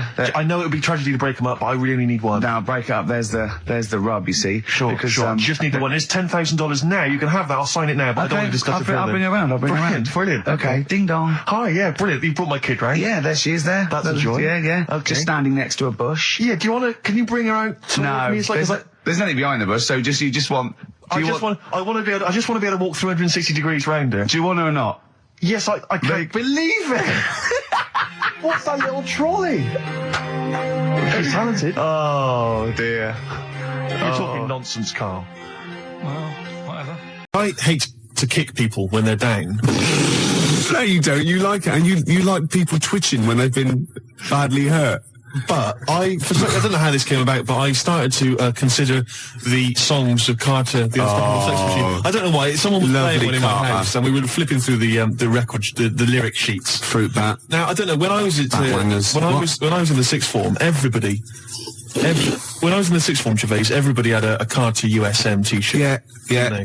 And I imagine you probably... By the end of the 80s, early 90s, all events officers, A&R men, yeah. What were you doing about that time? You'd have been that was when you were claiming benefit while still working? Yeah. You had the wheelchair and everything? Yeah, the tartan blanket. Nice. Fantastic. Because everybody had a Carter USM T-shirt. I didn't have one, because I didn't... No. Do you know what I mean? That wasn't me. It was all a bit cliquey, and they didn't like me for it. Yeah, it wasn't because of that, though, was it? It was because they sort of had, like, symmetrical heads. They were running in their human packs, weren't they? And just ostracising you, go, oh dear. Those start. Yeah. Right. I'm just looking through the lyric sheet. This is from the album 1992, the Love album, right, by Carter. Yeah. Just give you a taste of some of the lyrics. Yeah, go on. Which we thought were so profound in 1990 or whatever. I never did. This is from the track Look Mum, No Hands. I should point out that many of the titles of their songs are appalling. There's obviously, my favourite, possibly the worst, is The Road to Domestos. That is the worst name for a song I've ever heard. I mean, what's that supposed to mean? Anyway, that's great. Check this lyric out. This is one of the worst lyrics. Go on, I'm ready. Go on. He flies through the air with the greatest of ease, that daring young man in the blue dungarees. What the hell does that mean? Oh, is that supposed to be profound? Oh, she flies like a bird in the sky high.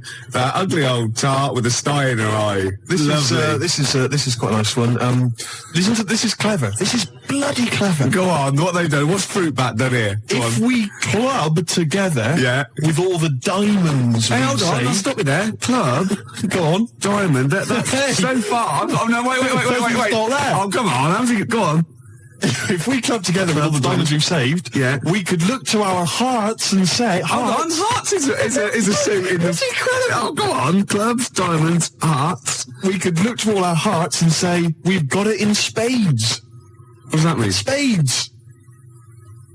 Hold on, what does that sentence mean? If we club together with all the diamonds we've saved, we could look to our hearts and say, we've got it in spades. I don't know what that means. I've no idea, but that's the kind of brilliance. So they see what they did there? They got all those... It's incredible. Let me just... There's a good great one here. Could they do it with Signs of the Zodiac? Parts of the body. Here we are.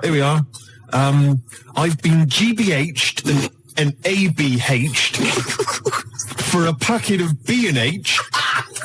I've been taken and I've been driven away.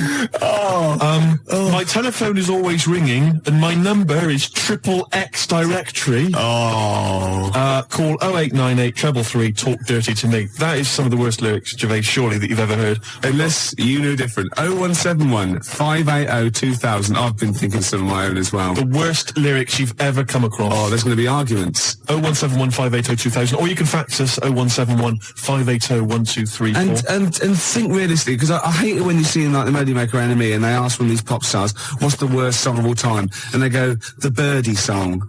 Or, no, it's not. It's something by Carter or Suede or David Bowie, because they're in that framework. They're potentially, do you know what I mean? Exactly. Don't go for chirpy, chirpy, cheap, cheap. Go for something like that, because that is disgusting. Let me just tell you, this is my final one before we go away, which is, yes, sorry, boy, there's nothing worth living for, but it really ain't worth dying for, so just say 3 Hail Jesus and Mary chains. Early in the morning, I put breakfast at your table. Make sure that your coffee has a sugar and cream. Your eggs are over easy. It's sort of like a breakfast song. I can't remember it, because I'm not your superwoman. Doom, doom, doom, doom. Yeah. This is... I've never heard this. There's one great bit as well. He goes, now you say your juice is sour. It used to be so sweet, and I can't help but wondering if you're talking about me. Isn't that great? Oh. Sorry, look, this juice is a bit sour. It used to be so sweet. Oh, fine, I'll change it. No, let me explain. This juice, yeah, it's sour. It used to be sweet. Well, it's thought we've always had. No, you're not listening. You're not listening. I think you're an ugly pig. I want to leave you. So I mean, he didn't state it.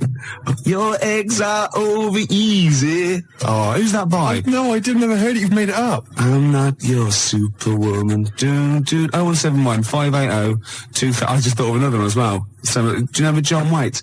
I ain't missing you at all.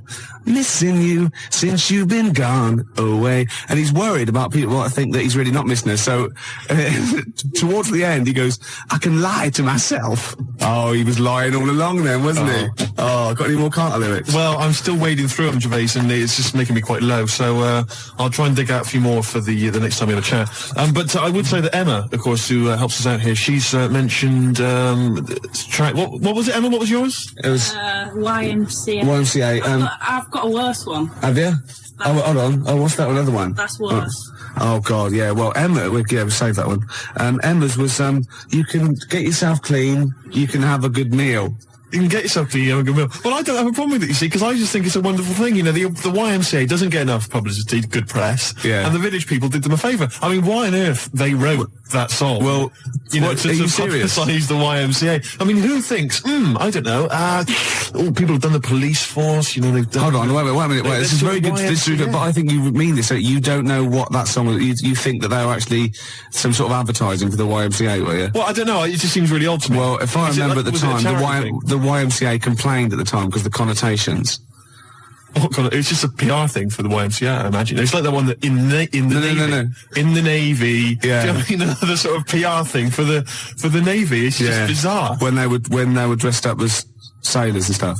Yeah, well, whatever. Whereas usually they sort of like construction worker with a nice moustache, aren't they? Yeah. Traffic cop. Yeah. Jumpers. And, what? I don't, it's just... I'm worried about the Red Indian chief. Am I supposed to be reading... supposed to be reading between the lines or something?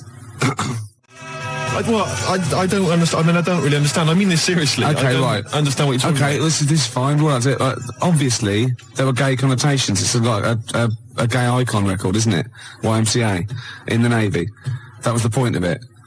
What did you need? One of them dressed as Judy Garland. What? I don't understand. What was your problem with that? What? But there's no. I don't understand why that suggests that people are gay. I don't. It doesn't necessarily. It's like it's high camp, isn't it? It's been adopted since as well. But the four of them, there's a guy dressed as a motorcycle cop. There's no reason why he should be gay. There's no way anyone should be gay. There's a builder. Yeah. All right. So no builders are gay ever. There's another one. I can't know what the other one is. Right. And then there's a Red Indian. Why on earth the Red Indian is supposed to be an icon? I don't know about that. I have no idea. I'm flummoxed on that one, I'll be honest. But so what I'm saying to you, Gervais, is if you're going to if you can talk about gay people, then why don't they use the cliches? Why isn't there a hairdresser? Right. And because it's probably the sort of cliches that even scene gays want to get away from. Also, you're confusing camp ITV gays with real homosexual people who live normal lives. If I'm going to write a song about gay people, I'm going to have a hairdresser. Yeah, you are. In order to appeal to a gay community, I'd have a hairdresser, John Inman, Larry Grayson, obviously, and I don't know. You wouldn't have Jason Donovan then, obviously. Because he's not. So you wouldn't have him, would you? No, I wouldn't have Jason Donovan. No. Well, I wouldn't have Philip Schofield. I wouldn't have Andy Peters. Right. I wouldn't have Andy Peters. Okay, I'm getting scared. Shut up! I would not have Andy Peters. I'm getting scared! I would not have Andy Peters! A few more Carter lyrics for you. Go on. You'll enjoy this one. It's just one big knees up, a night on the town, a storm in a teacup, more like a teacup in a storm. Yeah. Man. You know what I mean, man? Yeah. It's more like a teacup in a storm. Yeah, they've twisted it, haven't they? All right. Yeah.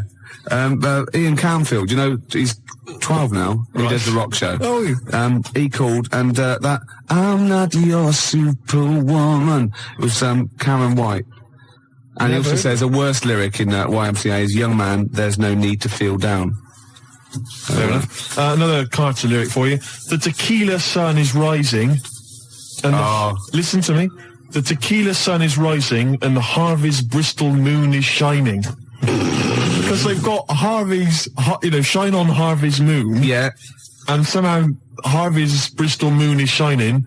I have no idea. It's got to be something about pulling your trousers down in a coach. It's just Isn't it? rubbish. You know this one? You know, Quick Space, I played that and you said, oh, why is that your favourite? And I got annoyed because you've got no taste and shouldn't even question me. And I said it was about you being an ugly tosser. Well, Nina, from the band, who's round at Jan's, said, no, it's not about him being ugly. And the worst lyric is from the Beatles. You should see her in drag in a polythene bag. What's that from then? I don't know, Polythene Pam or whatever it's called. Could be. Yeah. Could well be. Alright, then the worst Beatles lyrics, we'll have those as well. There's a lot of them to choose from. There are a lot. Good. No, I'm not dissing the Beatles. No. I'm just saying they wrote, they can't keep up that level, can they? Gervais, I've heard the songs you've written.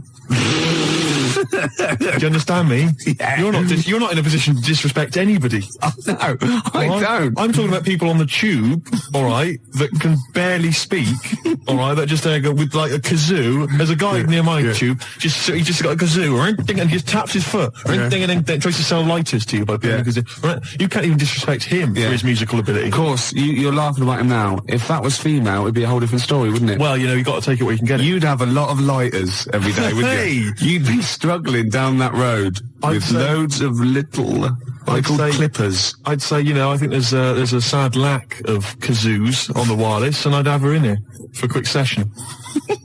Well, we better do a competition now. It's the time that most people, I imagine, have been waiting for. Monkey news. Play the jingle. Okay. Oh, chimpanzee that monkey news. Right. Come on. Come on. Should be ready, Karl. It's amazing, isn't it? It's like Nicholas Witchell. The bomb. No, that's not the first. Come on! No, it's always difficult, isn't it, to sort of find something that's good each week, right? Last week, we did the chimp. It is for us, yeah. We had the chimps who were running a health spa. Right? We've covered the one who nicked a car to go on to Spain. Yep. To sort his future out. All shite. The hairdresser, I think we've done that one, the little monkey hairdresser. This week, we're looking at monkeys, that they're using. Do you know, like monkeys? They know how, like. I've lost the will to live, Steve. Oh, well, I don't want to do it. Well, come on, come on. What are monkeys good at? What are monkeys good at? Yeah. Well, running small businesses, cutting people's hair, and driving cars. Yeah, they love Spain. Oh, and foiling bank robberies. Yeah, they're great. Well, something else they're good at, right, is like weighing up the situation.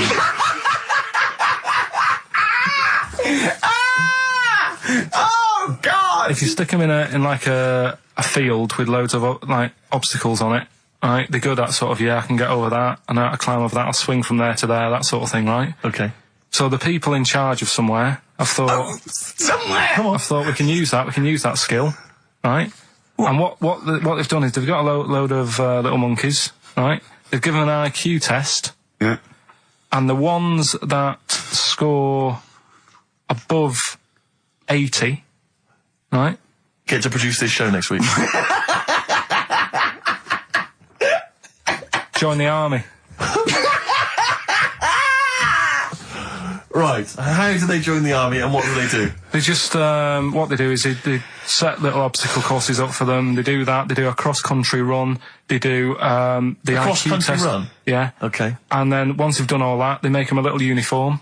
Made to measure little uniform. Slightly longer arms, shorter legs than usual, yeah. Yeah. And, basically then they start how to use a gun and that sort of thing. Yeah, of course they are. You're talking rubbish again. This came through literally, pretty late on, so... So you've not had a chance to incorporate all the facts, as usual? Just have a look. Right, it's the bit I'm looking for is, well, A, why are they doing it? Why are they doing it? Yeah. Why do we need monkeys in the army? And secondly, why are we giving them guns? I'll just check to see if any of that... I love that we only let gays in recently. Yeah. Talk amongst yourselves. Yeah. Just have a look. I can't read it. There's just too much pressure. Well, it's rubbish. But it's rubbish. They don't get again. It's the way that there are things there are animal cores, right? There are horses. There are dolphins, sea lions. There are lots and lots of animals in the army, but they don't have to pass an obstacle test as such, and they're not taught to fire guns. You've straight away assumed that there's going to be loads of squads of men, and then just one little monkey in the middle. Like, you know, he came second on the test. He's in, boys. What do you think, Steve? You've read it? Well, as ever, Carl, this is an arbitrary email sent by one of our listeners. You know what Ricky and I think of them. and so we're not really basing this on hard evidence. We're basing it on the ramblings of one of our listeners. Rubbish. Once again, lazy, rubbish, uncorroborated, nonsense. The stupid test that you got wrong. Rick, that sounds like monkey news to me. I wanted to play those adverts for you on XFM 104.9. Well, that's about it. We've had some tears and laughter. I mean, the only real thing that we learned from today's show that's corroborated and is absolutely true is that, remember, Mancunians take off more sick days than any other area, 11 days per year, compared to sort of like 8 Liverpool. And from that we extrapolate, do not trust Mancunians. Well, I'm not saying that. I think that's a bit harsh. I'm saying, you know, make sure you get in writing that they're not going to have more than sort of like the average number of days off per year. Yeah. Or if they start taking loads off, fire them. Yeah, do you know what I mean? Right, Karl, we've had a good day? We're going to end with a beautiful song, aren't we? Just to show we're all still friends. It's Jimmy Webb and his version of Galveston. See you next week, I guess. Bye. Placebo in this picture on XFM 104.9. 8 minutes to go. Let's make it a good 8 minutes, and then we can all chill out. Yeah? Enjoy the rest of the weekend. Play the jingle. Oh, chimpanzee that monkey news. Excellent. A particularly aggressive jingle this week. Wow. Yeah, looking forward to this monkey news. Carl. Right. Come on. So, what's her name? What? We've done... Sorry, what? Brilliant. We've done a lot of monkeys who, like, got involved in crime and stuff. Yeah. Right? We had the one on the train station, nicking a bag. Yeah. We had the one who went into a bank. Who cares? Went into a bank and walked out with the money and stuff. Yes. Right? Didn't happen either. Next. But the thing is, you never sort of found out what happened to them. If they sort of got worse, got more involved into crime. This and monkey stuff. news update. That would be amazing. Brilliant. What they found out in India is, Yeah. they've got a prison. It's just for monkeys. You mean wild animals? You mean a zoo? Yeah, a zoo or a kennel or something that where it's been it's gone mental or something. No, it's a prison. Yeah, Prison. Is it? Does it have fraud cases? It's got. It's Mainly sort of animals that are attacked things. Mainly violence, I bet. That's my that and theft. Say it again. Stuff. Theft. Say it again. Theft. Say it again. Robbing. No, let's go back to that word. We're going to keep doing it. We've got 6 minutes. You're going to say the word right before you go to Hastings. Well, do you say it? No, well, you no, say then you know how to say it. Well, all right, Robin. Caught Robin. Say it again, though. So Who's Robin? Who's Robin? So they've got this prison, right? This is extraordinary. Say it again. No, you're not going to say it? Oh, go on then. So they got a prison for them, right? And there's 11 of them in there, 11 monkeys. Right. That are in there for life. Because that's... I think there's one just got out on parole, right? No time off. But there's 11. I'll give you the bit of paper because I thought this was... Weird. You thought it was a bit weird. Now, Carl, what are they in there for then? Because, I mean, they're in there for life, so I'm assuming it's murder, is it? Premeditated murder? They're not crime bosses, are they? They're not... Are they prostitution and gambling? Are you sure they're not just the pawns and the head sort of like orangutans up a tree going, remember, you don't know me. You're on your own. If I go down, you're all coming with me. You take some of your gorillas down there and sort him out. Oh, the great banana robbery. It's not. I wonder if they get them. Right, go on then. Okay, let me see. Now, I don't know what source this is, as ever. Is it the back of a fag packet found in a toilet? Well, no, I mean, someone's clearly... If this is nonsense, then someone's clearly gone to a lot of effort, because it does open with the headline, Parole Unlikely for Inmates of Monkey Prison. Yeah. Officials say 11 inmates at India's only monkey jail. Officials? Now, what kind of people work at a monkey jail? Where do you work? It says officials say 11 inmates at India's only monkey jail are unlikely to ever be released. The prison in Patiala houses monkeys apprehended by game wardens in Punjab state for thieving and attacking people. The Daily Telegraph reports how the monkeys at the prison in Montebello snarl and glare at visitors from their heavily barred cages. 2 monkeys were released a year ago after exhibiting good behaviour for 18 months in the jail. They have remained out of trouble. Prison can work, that's good. So all 11 basically, monkeys. they were aggressive wild animals that were taken away from the public for their own good. And Robin and that. Wildlife officials believe part of the problem has been caused by thieves training monkeys to help them. Lorry drivers training monkeys as guards for vehicles, and itinerant entertainers using ill-treated monkeys as part of their act. It's the monkey that takes the rap. It's a shame, that, isn't it? That is awful. They didn't know what they were doing, did they? Oh, so there you go. What do you think of that, though, Karl? What would if you could visit them, like Lord Longford or something? What would you say to them? You go there and you get a visit a week or something, you know. So can you get us a video? Alright. Do they get conjugal rights? Do you reckon? You wouldn't be interested in that, though, would you? They get what? Would you be happy to give them their conjugal rights? Yeah, would you?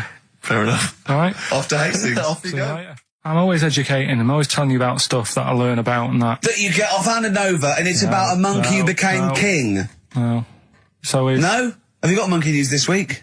got a little bit of monkey news coming up. What does he do? Drive to Spain, rob a bank, or get married? No, we've done all them, haven't we? We have done all them. Yeah, This but you one, know no, what- it's a good one. It's a good one. And in fact, it's a bit related to what we've been talking about in a way. God. Isn't that brilliant? Van Dando, all my life. Beautiful. On XFM 104.9. Well, that's nearly it. It's the big one. It's what people tune in for. They probably tune in about 10 to these days. For Monkey News. With, Karl Pilkington. Can we hear the jingle? Only 4 to go. Oh, chimpanzee, that Monkey News. Right, this one's about it's been emailed in to me. Right. I haven't really had time to check it out this week. No, you're joking. Been busy. Ooh, I hope it's not stupid. Goes back to 1908, and the person's saying it's a good story and that, and they're surprised they haven't picked up on it yet. Right? GCSE. Just one better. And the story, it's all sort of, how he's being pushed about by his Again, wife. that's not literally. By his wife, she's wheeling him about. What do you mean? He's wheeling him about. They go to a party. Everyone sort of looks round and looks at him. What makes you think that he's in a wheelchair? What's the clues? What's the words? There's loads of little things. It's like, like I say, something about his wife walking around with me and all that. Well, of course she is. She's pushing him about. But walking around. If someone said, "Oh, she was walking around with me," I'd think they were both walking round. There's a few. But that's not. There must be another. There must be a reason why you suddenly thought that fella's in a wheelchair. Right. My wife's walking around with Put me. on your makeup, and I feel alright. No, and she's always saying, "Do you feel all right?" And that she's always asking him how he is. Yeah, but she's just listen. Let me play it, right? And try and picture the scene, right? But now I'm only thinking of a little fella in a wheelchair. Well, have a listen to it, Oh. and just everything that's been said. Okay. Understand why I'm thinking what I'm thinking. No, never. Right, you ready? Yeah. No clue yet. Yeah. He's just sat there watching, probably. No. There's no. Wait until he's done. Yeah, no clue. Okay. No, that's all right. Right, that's just a woman getting ready, and he's fine. Yeah, he's to just me, sat there and he's got a great pair of legs. Right, well, he's sat there in the wheelchair watching. No, he's not in a wheelchair. Listen. Right. Yeah. Everybody looks at him. No, her. He's saying she turns heads. Shh. Walking around with him. Yeah, walking in a around with wheelchair. me. We're both walking around. Are you all right? Yeah, nice thing to say. He's all right. Right? Yeah, he is all right because he's got a great pair of legs. Right, he might not have any legs in that, but he's happy. He has got legs. Right. He has got legs. I don't know why you think he's in a wheelchair. There's no clue whatsoever. It seems to be based solely on, do you feel all right? Yeah, Which she's you just only saying say that because they're together at a party. Maybe he doesn't know anyone else there. Leg. Right, just hang on. So he can't drive. Because he's drunk, probably. Oh, he's had is a he great though, is time. he? He's been dancing. Puts him to bed. Because he's drunk. Wow, is he though? He's turned out the light. His hands work. Is that it? Yeah, there's no clue. But the thing is, that's what I'm picturing. But that doesn't mean it happened. You picture people that are half man, half moth. It doesn't mean it's possible. Do you know what I mean, Karl? What you think is usually not true. Suzanne is totally right. There is no reason. I have never, ever thought that Eric Clapton was singing about a little fella in a wheelchair. And the one clue in that, there's two, isn't there? Are you all right? Well, let me say that, little cripple. Right, and, I'll give her the car keys. Oh, well, why is she driving? He ain't got any legs. Pushing him around and that. No, pushing him around. So we'll do one more next week then. Good to hear that again, isn't it, Oh, fantastic. Waiting on a Friend by the Rolling Stones. Yeah? Go on then, Karl. On XFM 104.9, Ricky Gervais, Steve Merchant, Karl Pilkington. Go on. Right, this one.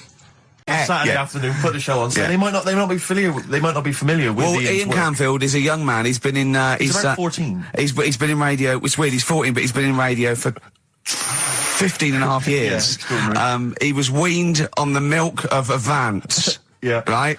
And he's going to be the new. He's going to be the new rock god, aren't you? Well, I'm trying. Yeah. No DJ Canfield. Just go, yeah. Right? And over the 2 hours, I want to work out the 4 pillars of rock, right? I want 4 names, 4 pillars of rock, right? Huge rock pillars. And then I want the king who stands astride them like the archangel of metal.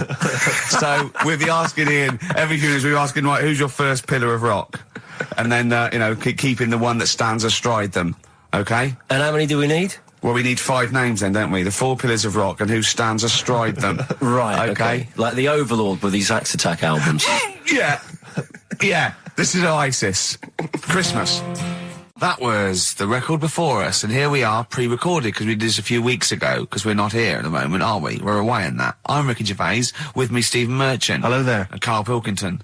Well, He's not actually with us. No. He'll be in some of the best of clips that will be coming up shortly. yeah, this is just us, isn't it? This is just us. We did this. When did we do this, Rick? A couple of weeks back. Hold on, what is it? What It's day the is it? 27th today. Yeah, well, I enjoyed Christmas. I loved Christmas. I love Christmas. I had a love great Christmas. time. What'd you get? Loads of presents. So did and I. I'm glad they made it to number 1. I'm really glad. Stroke, he, she. Yeah, I'm really glad that the pop idols, Cliff Richard, Westlife, made it to number 1. Bo Selector. Bo Selector. Yeah, just delete that. As, Yeah. Okay, well, we're going to play some of the best of, some of the greatest moments of the last 3 weeks Yeah. ever heard on XFM 104.9. What about this? Do you remember this one? Oh, which one is it? I'm Ricky Gervais, with me Steve Merchant. Over there, Karl Pilkington. The man who believes anything. I think it might be a condition due to his little round head. It's sort of like, it might be a new condition that we can call cranial spherity. And because it presses on his lobes, and the only sort of upshot of that is he's normal in every way, but he believes everything he reads or sees on Anna Nova. Alright? Talking of which, Rick, I don't really follow the news. No. It's mainly boring, isn't it? Wars and stuff. Yeah. But I don't know. Well, yeah. Well, it is a war. It's all this nonsense before and after. When it's a war, it's it's in the middle of the war. You can watch it on telly. True. You get results. True. You know what I mean? Like, do you know what I mean? Yeah. Like a test match or something. But it's all this rubbish before and after. It drags on. This recent war seemed, I thought, just generally, it was better presented than the previous one. Because I remember the first Gulf War, it was often during the night, and I couldn't stay up. Yeah, because I think the American had rights to it, like the Tyson fight. So we had to get it at 2 in the morning, Exactly. which is annoying. They had it, their prime time and that. Yeah, and a lot of it was in black and white as well, when the bombs went in. When the bombs went in. So this time there seemed to be a lot more colourful stuff. Yeah, it's much better coverage. I think they should win awards. Yeah, well, I'd like to for see it. awards, So, yeah. like Channel 4 won for cricket. Yeah, I mean, a few times as well, I was quite pleased to see they actually had footage of the bombs exploding. Yeah.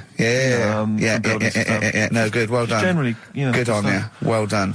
Good on you.